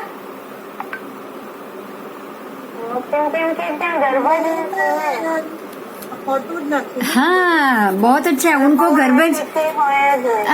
गर्भज शरीर ही नहीं होता है। अब अगर गर्भज शरीर ही नहीं है उनको, तो फिर समूर छिम कहाँ से होगा? क्योंकि शरीर हो तो ही समूर छिम उत्पन्न होगा ना। बस, तो आपको इतना यहाँ पे एडिशनल जानना है कि नहीं? बहुत इजी है ये। अगर आप एकदम शांति से और समझदारी से उसको जान लोगे ना, तो ये बहुत बड़ी खूबी होती है। ज्ञानी क्या करते हैं पता है? उनको डायरेक्ट 563 बता के फिर अंदर नहीं गए। ज्ञानी भगवान भी क्या करते हैं पता है? वो बाल जीवों को कैसे समझाते हैं। उन्होंने सबसे पहले तिर्यंच के अलग अलग भेद किए, 1 इंद्रिय, 2 इंद्रिय, 3 इंद्रिय, 4 इंद्रिय, 5 इंद्रिय। उसके बाद आए वो मनुष्य में, उसके बाद आए वो देव में, उसके बाद आए वो नरक में। तो देव के भी अलग सबके अलग अलग 0 से लेकर शुरू करके ऊपर तक आए। और बाद में पर्याप्त अपर्याप्त लास्ट में आपको समझा दिया। अब आपके पास टोटल हो चुका है चारों गति का, तो उतने ही पर्याप्त अपर्याप्त करने में बिल्कुल देर नहीं लगी। समझ में आ गया? हाँ। तो बड़े से छोटे जाने में इतना फायदा हो गया। कोई क्वेश्चन है? नहीं तो मैं अगला पेज, हाँ ठीक है, तो अगला पेज ले लेती हूँ। हाँ वांचिस हूँ, कसूर नहीं छोड़ू, ये तो खास वांचिस। ये जो नीचे लिखा होता है ना, उसमें स्पेशली कहाँ से लिया, क्या महत्व है उसका और क्या महत्व, ये सारी डिटेल में इन्होंने लिखे हैं। तो इस चीज को मैं अभी पढ़ रही हूँ, आप सुनिए। प्रज्ञापना सूत्र,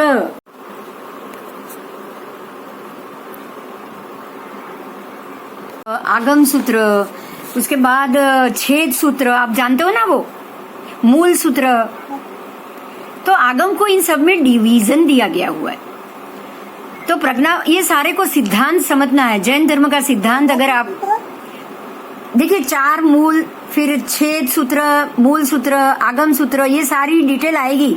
जब आगम की बात आएगी ना तब ये डिटेल से हम जाएंगे। लेकिन आपको अभी मैं एक बात बताऊं, ये प्रज्ञापना सूत्र हो, छेद सूत्र हो, मूल सूत्र हो, फिर अंग बाह्य सूत्र हो या अंग सूत्र हो, ये सारी चीजों को आपको सिद्धांत समझना है।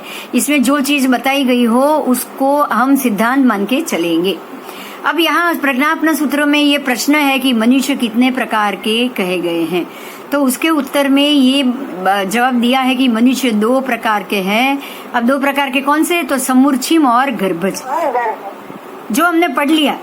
अब यहाँ एक और प्रश्न हुआ कि भगवान ये समूर्छिम मनुष्य की उत्पत्ति कहाँ होती? समूर्छिम को डिटेल से समझाया है, उसको भी हम जान लेंगे। तो उसके बाद परमात्मा ने उत्तर में कहा कि हे गौतम, 45 लाख योजन प्रमाण जो मनुष्य क्षेत्र है, मनुष्य उसमें ही होते हैं। तो वो 2.5 द्वीप समुद्र में, 15 कर्म भूमि, 30 अकर्म भूमि, 56 अंतर्द्वीप, उसमें रहे गर्भज मनुष्य के ही, मतलब हम लोगों के ही किसमें से समूर्छिम उत्पन्न होता है? तो विष्टा, फिर मूत्र, उसके बाद है कफ, फिर नाक का मैल, उसके बाद वमन, उसके बाद पित्त, फिर बिगड़ा हुआ खून, फिर है पीप रसी, उसके बाद है संयोग मतलब संभोग, जो वीर्य में उत्पन्न होने वाले 9 लाख पंचेंद्रिय जीव, वो सारे उसमें उसको भी समूर्छिम नहीं है, उसको तो गर्भज बनने की उसमें शक्ति है। वो जो 9 लाख उत्पन्न होते हैं ना, उसमें गर्भज बनने की शक्ति होती। आगे आओ, नगर की गटर, जो भी गटर आदि होती है वो, और अन्य सर्व अशुचि वाले स्थान, कचरा वचरा सब आ गया।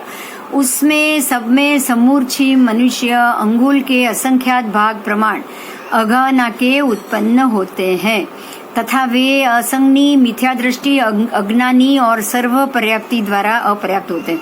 जैसे कि हमारी, अब इसको यहाँ पे डिटेल में समझो, हमारी ही विष्ठा, हमारे ही मूत्र, हमारे ही थूक, हमारे ही पित्त, ये सब में जो समूर्छिम उत्पन्न होते हैं वो सारे अंतर मुहूर्त प्रमाण आयुष्य भोग कर काल कर जाते हैं, और उनका शरीर अंगुल के असंख्यात भाग से ज्यादा नहीं होता। वह समूर्छिम मनुष्य अत्यंत सूक्ष्म होने के कारण चर्म के चक्षु वाले, मतलब हम नहीं देख सकते, हम जैसे छद्मस्त कोई भी जीव नहीं देख सकता, लेकिन जो ज्ञानी भगवंत है वो अपनी ज्ञान दृष्टि से इन जीवों को जरूर देखते हैं, और वही केवल ज्ञानी ने ही अपनी दृष्टि से इनको देख के शास्त्रों में यथार्थ रूप से इनका वर्णन किया गया है। और ये सारी चीज आपको संथारग पयन्ना और प्रज्ञापना सूत्र, जिस प्रकार से जो आगम है वो आगम में ही प्रज्ञापना सूत्र। हाँ, मैं फिर से बोल रही हूँ इस बात को, अभी तक ये सारी लिखे हुए शब्दों में से बहुत से क्वेश्चन आंसर्स हुए, बहुत से विपरीत मतांतर हुए, बहुत सी मतलब आगे खींचातानी भी हो चुकी है। लेकिन इन सबको आज मैं आपको बताती हूँ एक बात, कि ये सारा जो पीछे सूत्र लिखा हुआ आएगा ना आपको नीचे, प्रज्ञापना सूत्र, भगवती सूत्र, उसके बाद छेद सूत्र, अंग सूत्र, फिर द्वादशांगी, ये सारे सूत्र लिखे हुए, सूर्य प्रज्ञप्ति, चंद्र प्रज्ञप्ति, ये सारी प्रज्ञप्ति है, वो प्रज्ञप्ति भी 45 आगम में, और ये छेद सूत्र प्रज्ञापना सूत्र भी 45 आगम में है। आपको इनमें से किसी भी लिखी हुई चीज को सिद्धांत समझ के ही चलना है। अगर इसमें आपको कोई विवाद नजर आ रहा है तो तुरंत उसको सोचो कि ये चीज कहाँ होगी, मुझे ढूंढनी है। बस आपको ये नहीं सोचना है कि ये गलत,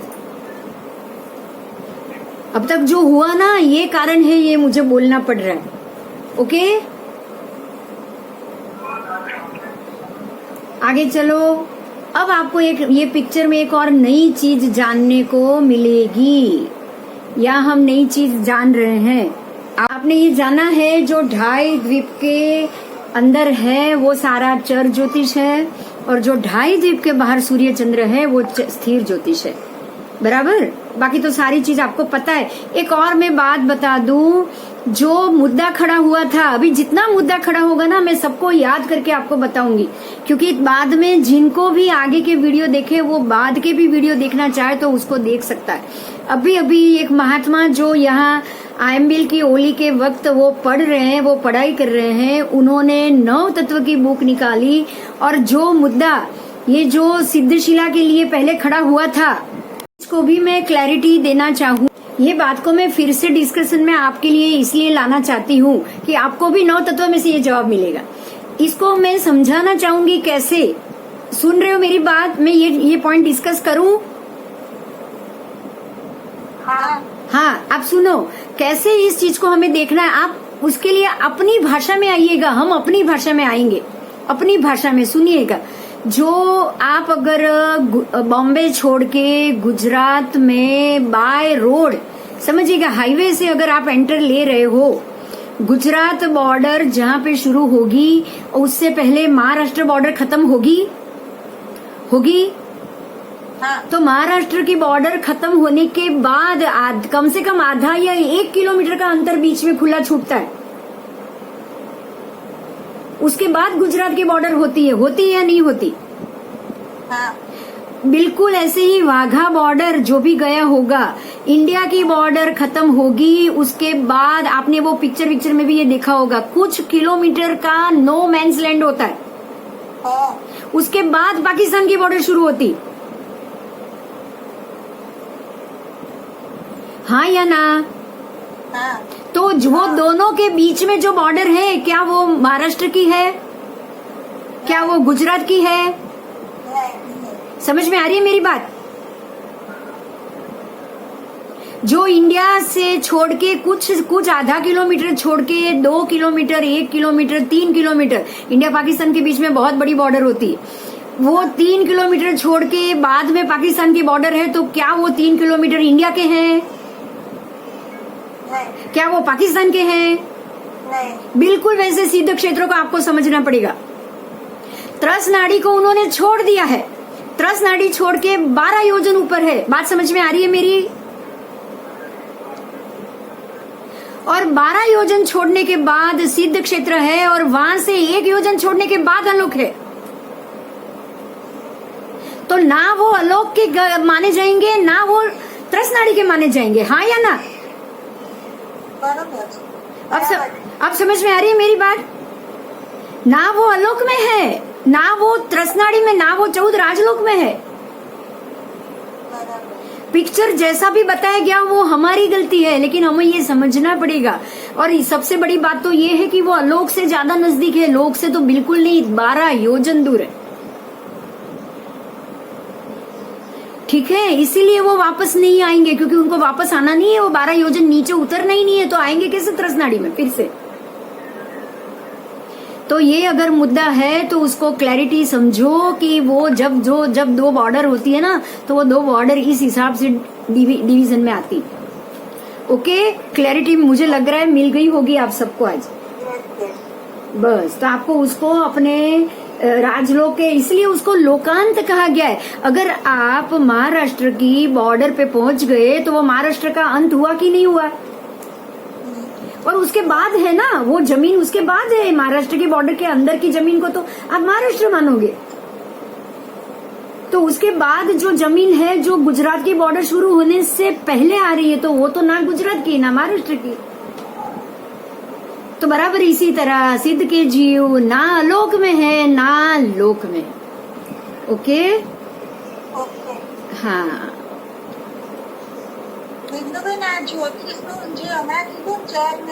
हाँ, अवाज आवतो तो फिर तो समझ नहीं पड़ी सकी।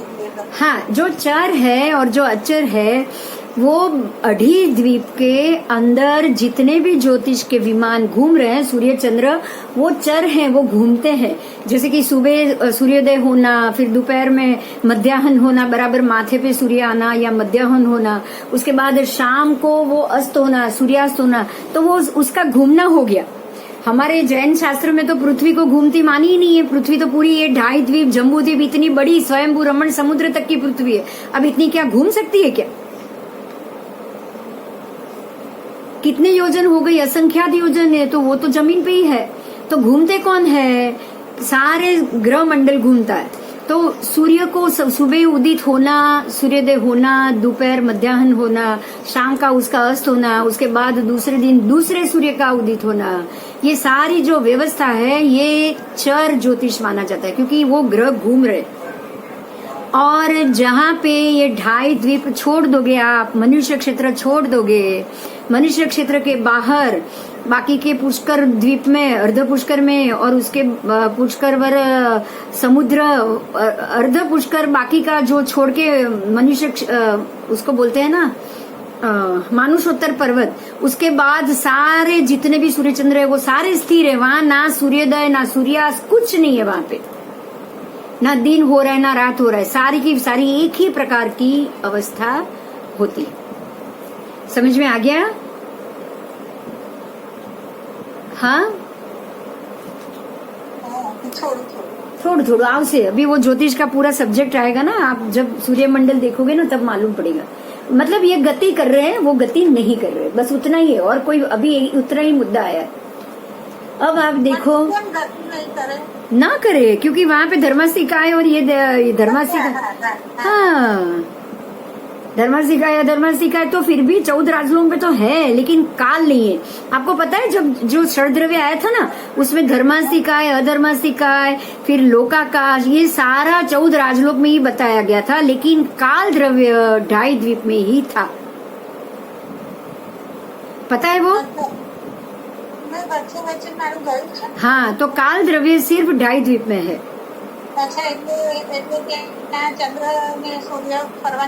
हाँ, क्योंकि वहाँ व्यवहार काल है ही नहीं, वहाँ व्यवहार काल नहीं है, इसलिए वहाँ कोई नाप ही नहीं है। 1 दिन हुआ, 2 दिन हुआ, 3 दिन हुआ, क्योंकि सूर्य उगेगा और अस्त होगा तो दिन होगा ना। वहाँ दिन रात कुछ नहीं होता, बस समय चलता रहता है, चलता रहता है। चलो, भरत क्षेत्र में अब ये 563 भेद पे कुछ और विचारणा की गई है। तो भरत क्षेत्र में देखिए, इसका क्रम है। भरत क्षेत्र में नारक बिल्कुल है नहीं है। भरत क्षेत्र में क्या क्या है, ये जो 563 भेद है ना, उसमें से भरत क्षेत्र में कितने भेद आएंगे? तो भरत क्षेत्र में नारक के एक भी भेद नहीं, तिर्यंच के 48 भेद, मनुष्य के 3 भेद, और देव के भी बिल्कुल भेद नहीं। तो टोटल संख्या कितनी हुई? 51, बराबर। ऐसे महाविद्य में पूरा आपके पास डिटेल है, आप देख लीजिएगा। ये पूरे के पूरे 15 नहीं 30 19 चीज है, तो उसको बोलने की मुझे जरूरत लग रही है आपको, मैं बोलूं? ठीक है, तो जहाँ जरूरत है मैं बोल रही हूँ। अधोलोक एक आ गया है, एक अधोलोक करके है। अधोलोक हमारे जमीन के नीचे है, तो वहाँ नरक के 14 भेद है अधोलोक में, और 48 भेद तिर्यंच के हैं, 3 मनुष्य के हैं, 50 देव के हैं अधोलोक में। तो अधोलोक के भेद आएंगे 115 सर्व संख्या। अब बाकी आगे आओ, तो अब आओ आप पुष्कर द्वीप के। हाँ, वो जो 5 अधोलोक आ जाएंगे ना, 5 भरत, 5 ऐरावत, तो अधोलोक भी 5 आ जाएंगे। तो लवण समुद्र में 168 के ऊपर कई लख्યું છે? लवण समुद्र में 168 ની ऊपर 7, क्योंकि लवण समुद्र में अंतर्द्वीप है ना। अंतर्द्वीप तो पता है ना, आप 56 अंतर्द्वीप है लवण समुद्र में, जहाँ पे मनुष्य क्षेत्र है। आपको मनुष्य क्षेत्र में 56 अंतर्द्वीप आया था, पता है? लवण समुद्र में भी मनुष्य रहते हैं। हाँ, वो 56 अंतर्द्वीप है, वो आप आगे सीखोगे, अभी सिर्फ इतना याद रखो।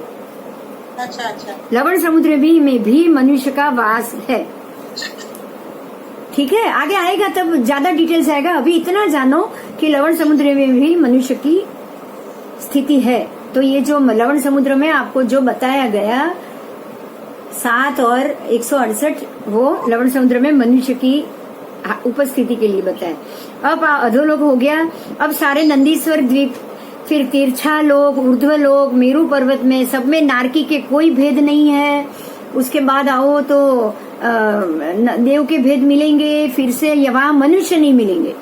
नंदीश्वर द्वीप और सब जगह मनुष्य नहीं मिलेंगे। और अब आप आओ कि तिर्यंच भी नहीं मिलेंगे, सिर्फ देव के भेद आएंगे। अब आपको कहाँ बदलाव आ रहा है, तो तिरछा लोक, मनुष्य क्षेत्र, ऊर्ध्व लोक देवों का है, वहां भी आपको ना मनुष्य मिलेंगे ना तिर्यंच मिलेंगे। वहां पे ऊर्ध्व लोक में आपको तिर्यंच मिलेंगे, वो 48 भेद है। तो 48 भेद तिर्यंच में वहां पे आपको पता है कि सारे देवों के जो भी वाहक है ना विमान के, वो सारे तिर्यंच के रूप में, घोड़े, फिर घोड़े के रूप में देव मिलेंगे, अश्व के रूप, हाथी के रूप में, ऊंट के रूप में आपको सब देव मिलेंगे। आगे आओ, 303 जो भेद हैं, 2.5 ऊर्ध्व लोक में मनुष्य के बिल्कुल भेद नहीं है, और देव के 76 भेद है।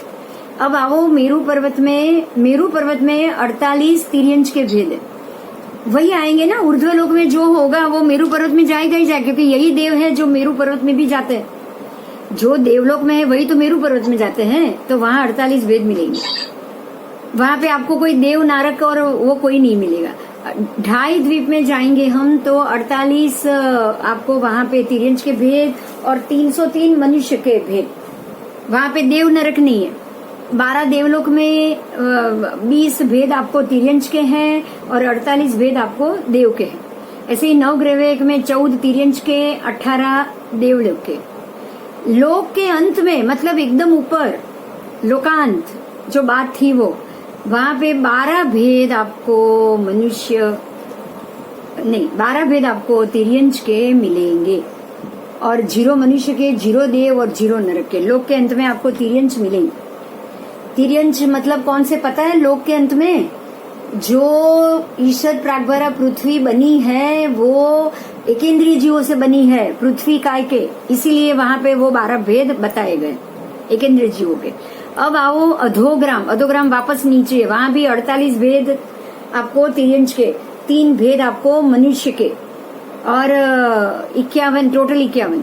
और अपनी मुट्ठी में, आपकी अपनी मुट्ठी में भी 12 भेद तिर्यंच के और बस टोटल 12 भेद आपको तिर्यंच के मिलेंगे। अब आओ नीचे पढ़ो क्या है फिर ये मुट्ठी का क्या है। वो तो उसको समझना पड़ेगा। अभी इन्होंने मुट्ठी क्यों लिखा है, क्योंकि मुट्ठी में मेरे हिसाब से तो ये मुट्ठी में क्या क्या चीज आ जाता है, हवा पानी सब, हवा भी आ जाती है, पसीना भी आ जाता है ना। आपको एकेंद्रिय मिलेगा। 4 भेद किसका? तिर्यंच ही आ गए तो वायु का और अपकाय और अग्नि का आएंगे ना मुट्ठी के अंदर। अच्छा आएंगे ना। आप मुट्ठी बंद करो, पसीना हो जाएगा। आप मुट्ठी बंद करो तो मुट्ठी भी गर्म हो जाएगी। फिर वायु काय तो है ही, पसीना हुआ तो अपकाय है, गर्म हो रही तो अग्निकाय है। ऐसे मिला के कुछ अपनी मुट्ठी में आता होगा। आगे आएगा, समझेंगे उसको कैसा है। ठीक है, हाँ, जो लिखा है उसका जवाब आगे मिल ही जाएगा। अब आपको ये जानना है कि नंदीश्वर द्वीप और नंदीश्वर समुद्र आदि, नंदीश्वर द्वीप के बाद के आदि समुद्र स्थलों पे बादर पर्याप्ता, अपर्याप्ता, तेऊ का बिना, वहां पे ना बादर पर्याप्ता है ना बादर अपर्याप्ता है और ना तेऊ का है। उसके बिना ये छोड़ के बाकी के तिर्यंच गति के 46 भेद होते। देवलोक में आपको बादर तेजस का है, तेऊ का पर्याप्त अपर्याप्त नहीं है। उसके अलावा एकेंद्रिय के 20 भेद होते।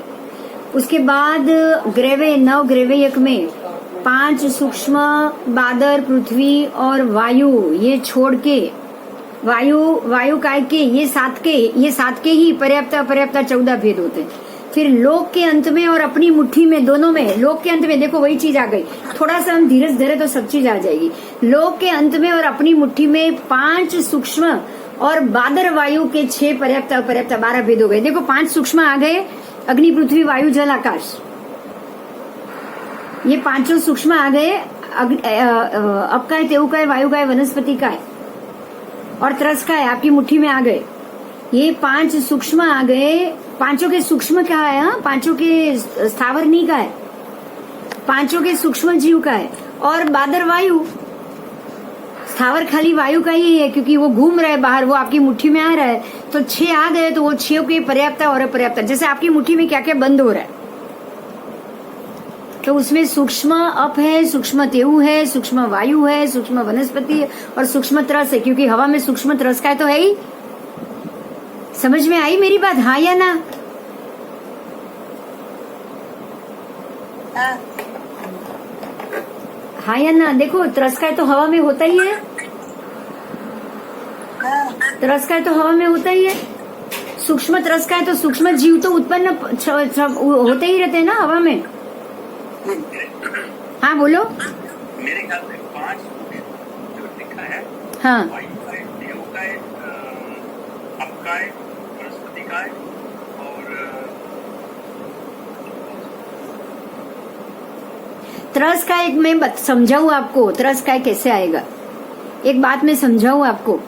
देखो आपकी जब मुट्ठी में पसीना हो जाता है ना साहब, धूल वूल लगती है, पता है? आप कहीं बाहर हो, आप हर 10 मिनट में तो हाथ आप धोते नहीं हो, 48 मिनट में तो हाथ आप धोते नहीं हो। तो वो पाउडर या जैसे मेल लगी है, धूल लगी है, उसमें कुंथुआ जैसे छोटे छोटे सूक्ष्म जीव उत्पन्न हो जाते हैं, जैसे कपड़ों के मैल में होते हैं ना।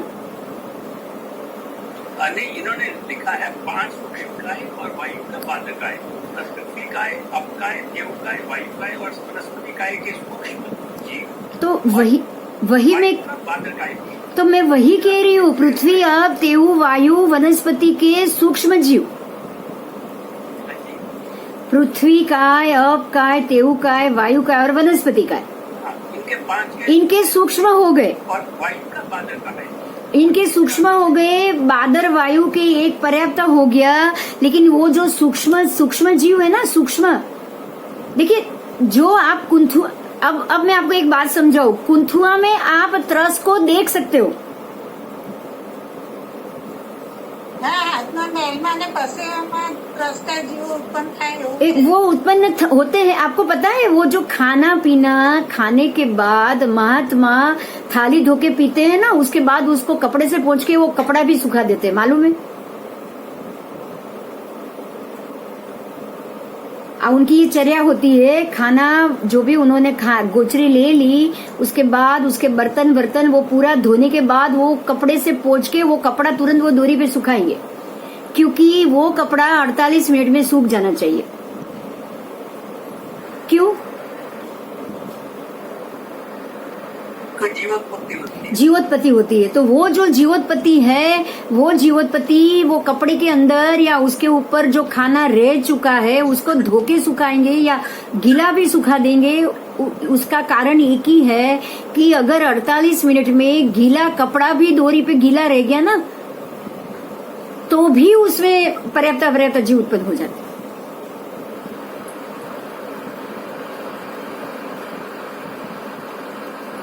और एक और बात जानोगे, जो मैंने कुंथुआ शब्द का उपयोग क्यों किया? आपको लगा मैंने कुंथुआ किया तो वो स्थावर हो गए, सूक्ष्म नहीं हुए, बराबर? त्रस हो गए, बराबर अनिल जी?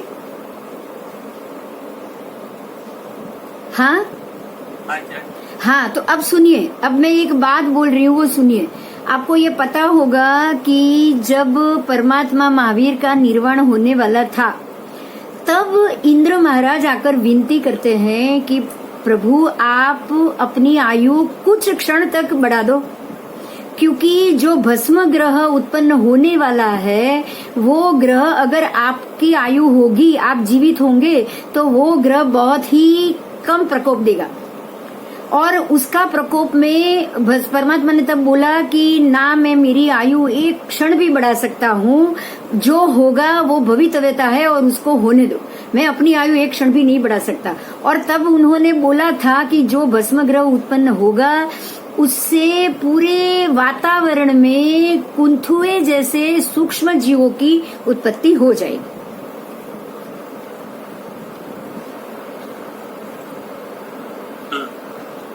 याद आ रहा है ये बात? तो आएगा। आप पूछना किसी को भी पूछना, वो सूक्ष्म जीव, अब सूक्ष्म तो कुंथुआ तो सूक्ष्म हो नहीं सकता, लेकिन जैसे कुंथुआ होता है उसको हम चलता हुआ देखते हैं। जो आपको जो होते हैं ना, अगर पोहा अगर कुछ दिन रह जाए ना तो उसके पाउडर में कुंथुआ दिखता है चलता हुआ। तो हमको तो वो चलता हुआ कुंथुआ ही पता है।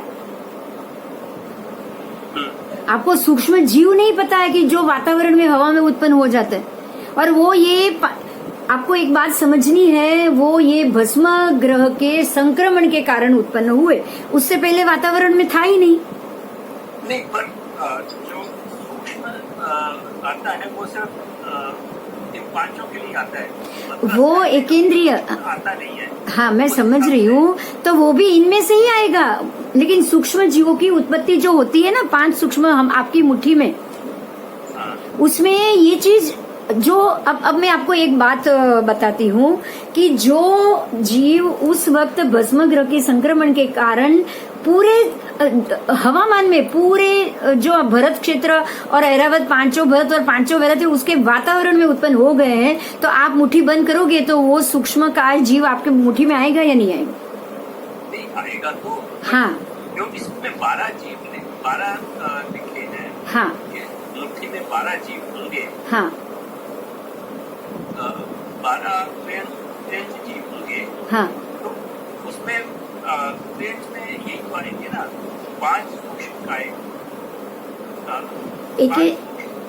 वही है एकेंद्रिय, बेइंद्रिय, तेइंद्रिय, चौरिंद्रिय, पंचेंद्रिय। अब आपको एकेंद्रिय के 5 सूक्ष्म लेने, बराबर? हाँ, 5 इंद्रिय, एक इंद्रिय के 5 सूक्ष्म। हाँ, अब वायु का पात्र लेना है तो वो 6 हो गए। हाँ, और 6 के पर्याप्त और अपर्याप्त 12 हो गए। आपको जैसे अग्नि काय, पृथ्वी काय, अप काय, तेउ काय और वायु काय, बराबर? ये पांचों के सूक्ष्म भी लिए और वायु, बादर वायु के अपने जो स्थावर है वो भी लिए। पर एक अब आप इसी में जानो कि जो आपने स्थावर वायु काय ले लिए ना, स्थावर बादर वायु ले लिए ना, स्थावर बादर वायु, तो ये सूक्ष्म जीव भी बादर वायु में ही उत्पन्न हुए। हाँ, तो मैं वही कह रहा हूँ कि सूक्ष्म जीव वो त्रस्कारी नहीं हुए ना, एक इंद्रिय में ही हुए।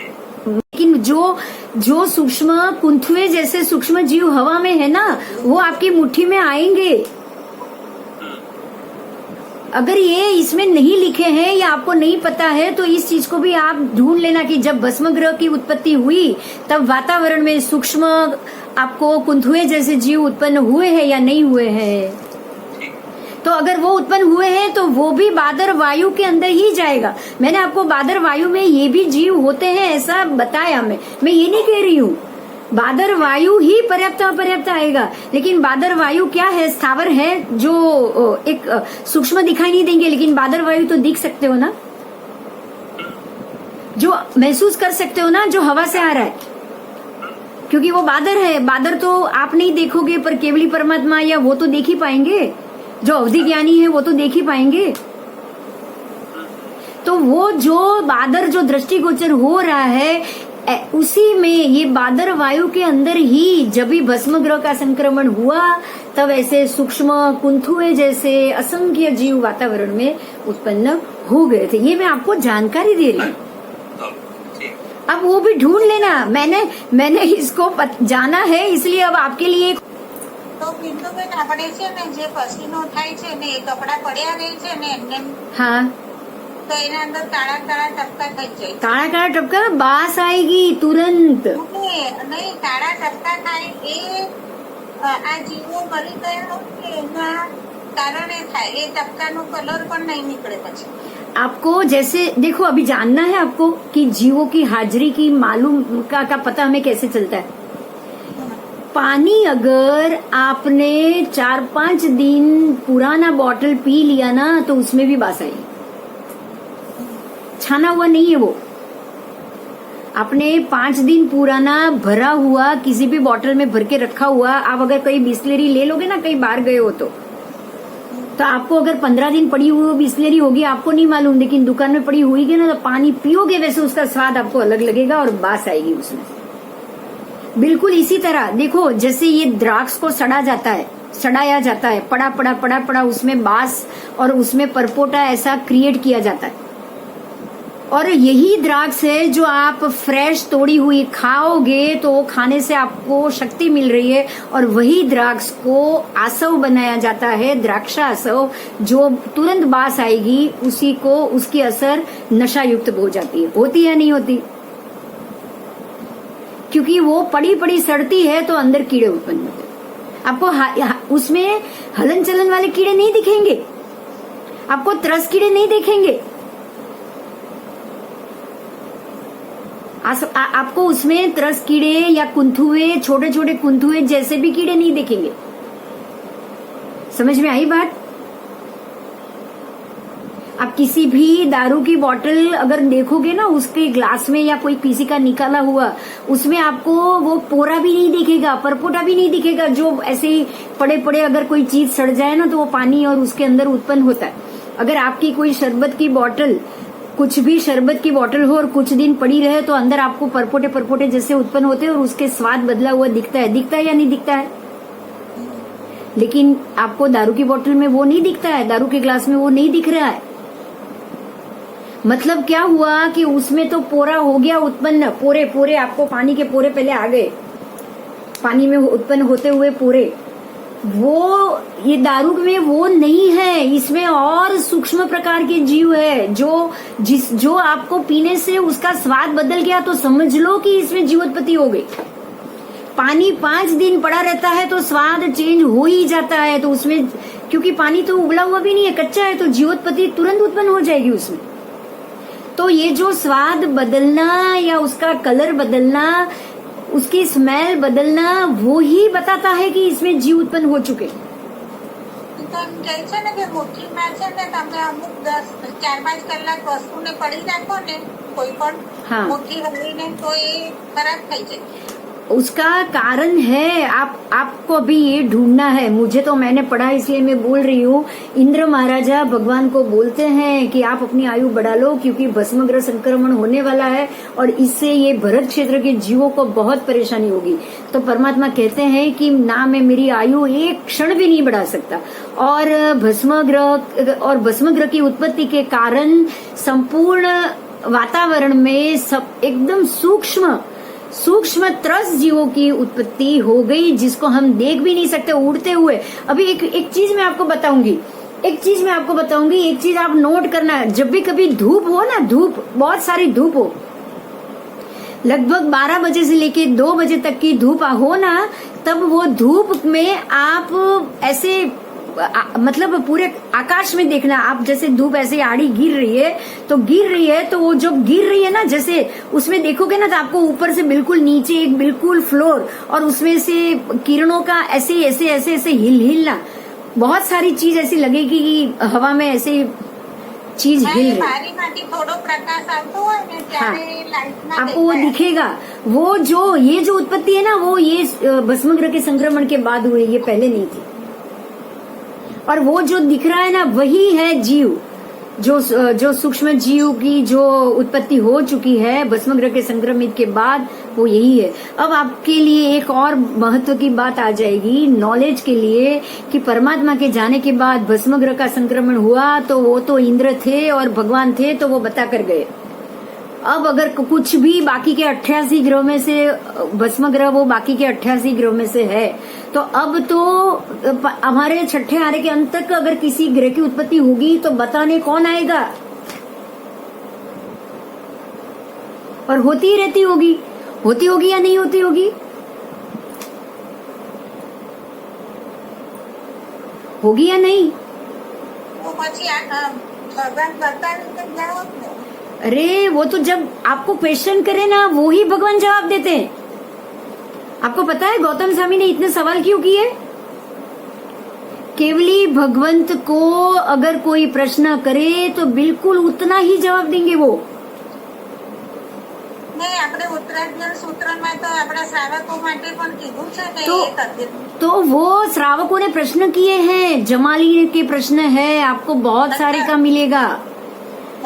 जमाली ने प्रश्न किया तो जवाब है, इंद्र ने प्रश्न किया तो जवाब है, गौतम स्वामी ने प्रश्न गौतम स्वामी ने भगवती सूत्र में ही 54,000 प्रश्न किए। क्या आपको लग रहा है कि जो 4 ज्ञान के धनी थे उनको ये सब मालूम नहीं था? બરોબર છે, પણ પ્રયત્ન સૂત્રમાં તો આપણા માટે ભગવાને બધું કીધું. हाँ, वो સાધુજી માટે કીધું. તો એ वो પણ પૂછાયેલા સવાલો. सब पूछे हुए भगवान त्रिपदी देकर मौन हो गए।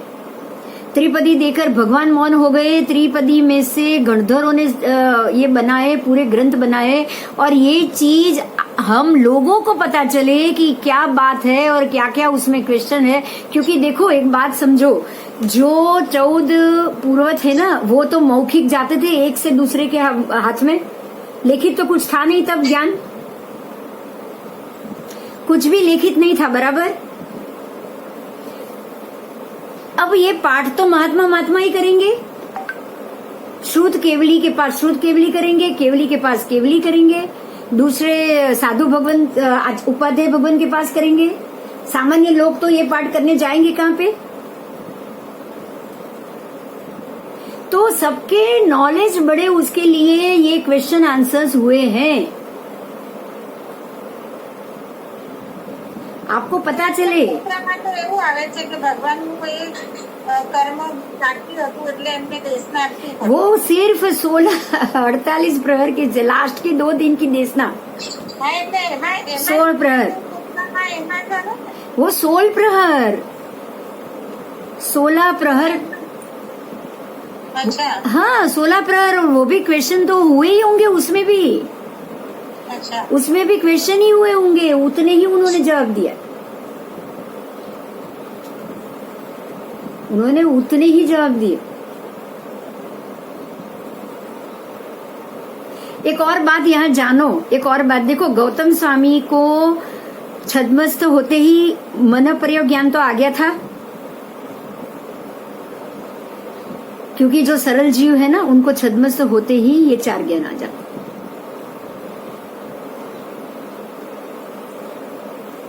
आपको इतना जानना है कि गौतम स्वामी प्रथम गणधर है, ज्ञानी थे, जिन्होंने पूरे त्रिपदी से कितने आपको तो ये शब्द आता है कि कितने हाथी भर के साई अगर सही इंक लाई जाए और उससे शास्त्र लिखे जाए तब ये 14 पूर्व लिखे जाते हैं। इतने ज्यादा श्लोक को बनाना, समझना, समझाना, उतने ज्ञानी महात्मा क्या इतने सवाल भगवान से अपने लिए करेंगे क्या? बस इतने सवाल क्या ज्ञानी अपने लिए करेंगे? और दूसरी एक बात, अब दूसरी चीज को भी जोड़ो, कोई भी केवली परमात्मा किसी भी बात को ना बोलेंगे ना बताएंगे अपने आप। अगर उन्होंने પૂછે એટલો જ बस जितना पूछे, अगर भरत राजा ने पूछा कि महात्मा परमात्मा कहीं ये आपके जैसा कोई तीर्थंकर हो, ऐसा कोई जीव है, तब उनको जवाब देना पड़ा। उन्होंने अपने आप तो दिया नहीं कि मरीचि भावी तीर्थंकर होने वाला है, वो चक्रवर्ती भी होने वाला है, या वो प्रति वासुदेव भी होने वाला है। उन्होंने अपने आप तो बताया नहीं था ना पहले तो। अब अगर वो पहले, अब सुनिए, अब इसी बात को समझिए, अगर उन्होंने पहले बता दिया होता नॉर्मली कि भाई ये ऐसा है, ये ऐसा होने वाला है, तो होता क्या पता है कि एक कर्म का बंधन उनको लग जाता कि उनके कहने के कारण भरत राजा गए और उन्होंने मरीचि को इतना मान दिया, चरण छुए, पैर पकड़े, और उस मरीचि को लगा कि देखो मेरे पिता ने आकर मेरे पैर पकड़े, उसमें उनको अहंकार आ गया। मतलब ये होता है कि अगर सामने वाले अपना कर्म बढ़ा ले, ऐसा कोई कर्म केवली परमात्मा नहीं करते, सीधा हिसाब। हाँ, और दूसरी बात, ज्ञानी को एक बात आप भी समझ लो, आपके लिए भी जरूरी है, मेरे लिए भी जरूरी है, और यही काम तीर्थंकर परमात्मा क्या हर एक केवली करता है। एक बात समझना कि महावीर स्वामी जब छद्मस्त थे, ये सारे उदाहरण को आपको समझना पड़ेगा। जब महावीर स्वामी जब छद्मस्त थे, मन प्रयोग ज्ञान था, तब गोशालक ने पूछा कि मुझे तेजोलेशिया का रास्ता बताओ, और उन्होंने बताया कि नहीं बताया? वो तो छद्मस्त थे, वो तो जान सकते थे कि गोशालक के मन में कुटिलता है, उसने देखा है कि तेजोलेशिया का उपयोग सामने वाले को मारने के लिए किया जा सकता है, इसलिए उसको तेजोलेशिया चाहिए। वो नहीं समझ सकते थे क्या? फिर भी उन्होंने बताया। क्यों बताया? क्योंकि ज्ञानी के लिए कोई भी सवाल किया जाए जवाब देना ही पड़ेगा। बिल्कुल भरत राजा ने सवाल किया, परमात्मा केवल ज्ञानी है, उनको पता था कि मेरे बताने के बाद भरत जाएगा वहां पे, वो तो सब कुछ देख सकते थे, जान सकते थे। और इनका कोड़ाकोड़ी सागरोपम एक कोड़ाकोड़ी से 70 कोड़ाकोड़ी सागरोपम बढ़ जाएगा। एक कोड़ाकोड़ी आयुष्य उनका बढ़ जाएगा, 70 लाख कोड़ाकोड़ी सागरोपम बढ़ जाएगा। उनको पता था ना? हाँ, पता था। अच्छा बिंदुबेन सांभळो। हाँ, तो यही कारण होता है कि ज्ञानी को कोई भी सवाल करे उनको अपना जवाब देना ही पड़ेगा, देना ही। अगर नहीं देगा तो उसको ज्ञानावरण कर्म उसको ही लगेगा। परमात्मा का तो ज्ञान खुल गया, उनको ज्ञानावरण नहीं लगेगा, लेकिन वो अगर जवाब ना दे तो हम लोगों के लिए गलत उदाहरण बैठ सकता है। अगर आदेश्वर दादा ने जवाब नहीं दिया होता, अरे गौशालक जब आ रहा है तब उनको पता है कि ये सर्वानुभूति और दूसरा जो शिष्य है वो सुनक्षत्र, वो दोनों सामने आने वाले हैं, दोनों जलकर भस्म भी होने वाले, वो तो भावी भी देख सकते थे। लेकिन उन्होंने ये नहीं बोला कि तुम दोनों यहां से चले जाओ। जैसे गौतम स्वामी को दूर भेजा वैसे ये दो को दूर नहीं भेज सकते थे क्या? महावीर स्वामी भेज सकते थे। वो सर्वानुभूति सुनक्षत्र को बोल सकते थे गौशालक आ रहा है, आप समरसरण छोड़ के चले जाओ। कि कोई, हाँ, उन्होंने सिर्फ इतना बोला कि कोई भी बीच में, मेरे और गौशालक के बीच में कोई नहीं आएगा, बस। मगर उनको तो पता था, फिर भी उन्होंने ये दोनों को दूर नहीं किया ना। तो यही बात है कि वो कभी भी नियति के विरुद्ध नहीं जाते। ठीक है? तो ऐसे जो सूक्ष्म जीव उत्पन्न उसके बाद हुए हैं, कुंथुए जैसे सूक्ष्म जीव, तो वो वायु में उत्पन्न होने का कारण भी ये लोक की ये परमात्मा के निर्वाण के बाद भस्म ग्रह का संक्रमण हुआ, तभी हुआ है। अगर परमात्मा होते तो भस्म ग्रह संक्रमित ही नहीं हो पाता, और ये होता भी नहीं। ओके, ठीक है, तो हम यहाँ अटक जाते हैं। कल ये बाकी 5 में से आगे शुरू करेंगे, क्योंकि इसमें आगे बहुत सारा है, 15-20 मिनट लग जाएगा। ठीक है? ठीक है, तो हर चीज में उनको क्लैरिटी मिल ही रही है। वो भेज रहे हैं तो क्लैरिटी के लिए ही भेज रहे हैं, तो ये तो बहुत अच्छा है। ये चीज भी वो ढूंढ लेंगे। आपको लगेगा कि इसमें से बादर वायु है ना, बादर वायु, तो ये भी एक प्रकार का बादर वायु है, जो सूक्ष्म जीव हवा में ही तो उत्पन्न हुए हैं। ये हवा में ही उत्पन्न हुए, तो ये भी एक प्रकार का बादर वायु है। पर ऐसा होता है जो पहले नहीं है, जो बाद में उत्पन्न होता है। मेरे को सिर्फ इतना बताना कि ये चीज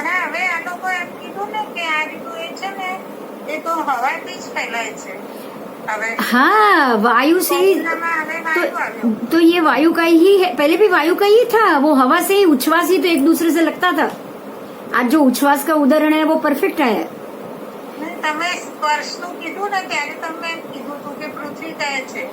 वो पहले देखो, अगर आपको एक बात बताऊं मैं, पहले तो क्या होता था कि अगर किसी का आप हाथ धो लो, हाथ छू लो, क्योंकि पहले सब समझते थे कि हाथ से आ रहा है। अभी एक ऐसा केस हुआ है कि एक किसी ने बर्थडे पार्टी का सेलिब्रेशन किया, उसको जो बर्थडे बॉय था उसको कोरोना हुआ था। उसने जैसे ही कैंडल पे फूंक मारी तो उसके फूंक मारने से उसका जो मुंह से उच्छ्वास बाहर निकला, वो केक के आजू बाजू जितने लोग खड़े थे ना, वो सबको कोरोना पीड़ित करके गए। तो अब हुआ क्या समझो, जिसको कोरोना हुआ था ना, उसको हो सकता है कि किसी के छूने से हुआ हो, लेकिन कोरोना वाले के वायु बाहर उड़ने से दूसरे को हुआ है। बात समझ में आ रही है? कहाँ हुआ है? पहला जो हुआ होगा उसको हुआ होगा, वो छूने से भी हुआ होगा, हो सकता है।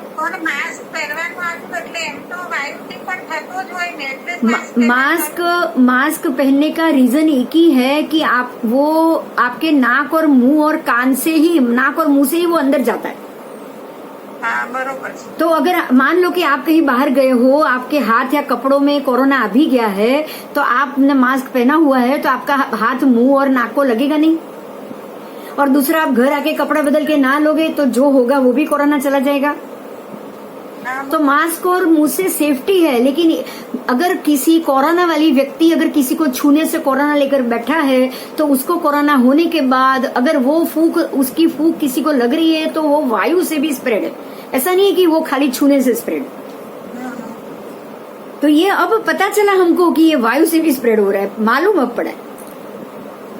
लेकिन एक बात सुनो, देखो पहले भी ऐसा था ना कि जहाँ भी एसी होगा वहाँ कोरोना जल्दी स्प्रेड होता है, हाँ, पहले भी होता था, तो वो तो वायु से ही हुआ ना, एसी हॉल में तो वायु से ही होगा। हाँ, आपने तो वायु समझता था। हाँ, तो वायु से भी होता था और छूने से भी होता था, तो ये सारा आ गया, पृथ्वी का है, अप का है, तेऊ का है, वायु का है, वनस्पति का, ये सबसे हो रहा है। किसी का कोरोना वाला छुआ खाना खाओगे तो भी होगा। અને શાક ધોવાનું, ફ્રૂટ ધોવાનું, કેમ? हाँ, क्योंकि ये सारे ऐसे ही जीवो, ये बिल्कुल सूक्ष्म वायु स्थावर जीव, वायु में उत्पन्न हुए स्थावर जीव का प्रकार है, सीधी बात।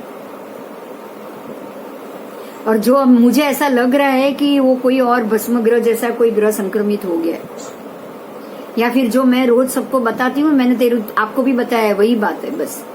હા, બરોબર છે। बस उससे ही पूरे 14 राजलोक के वायुकाय में, स्पेशली 5 भरत 5 ऐरावत में ये बदलाव आया ही होगा। ठीक है, ચલો। ठीक है। चलो, जय जिनेन्द्र, फिर मिलेंगे।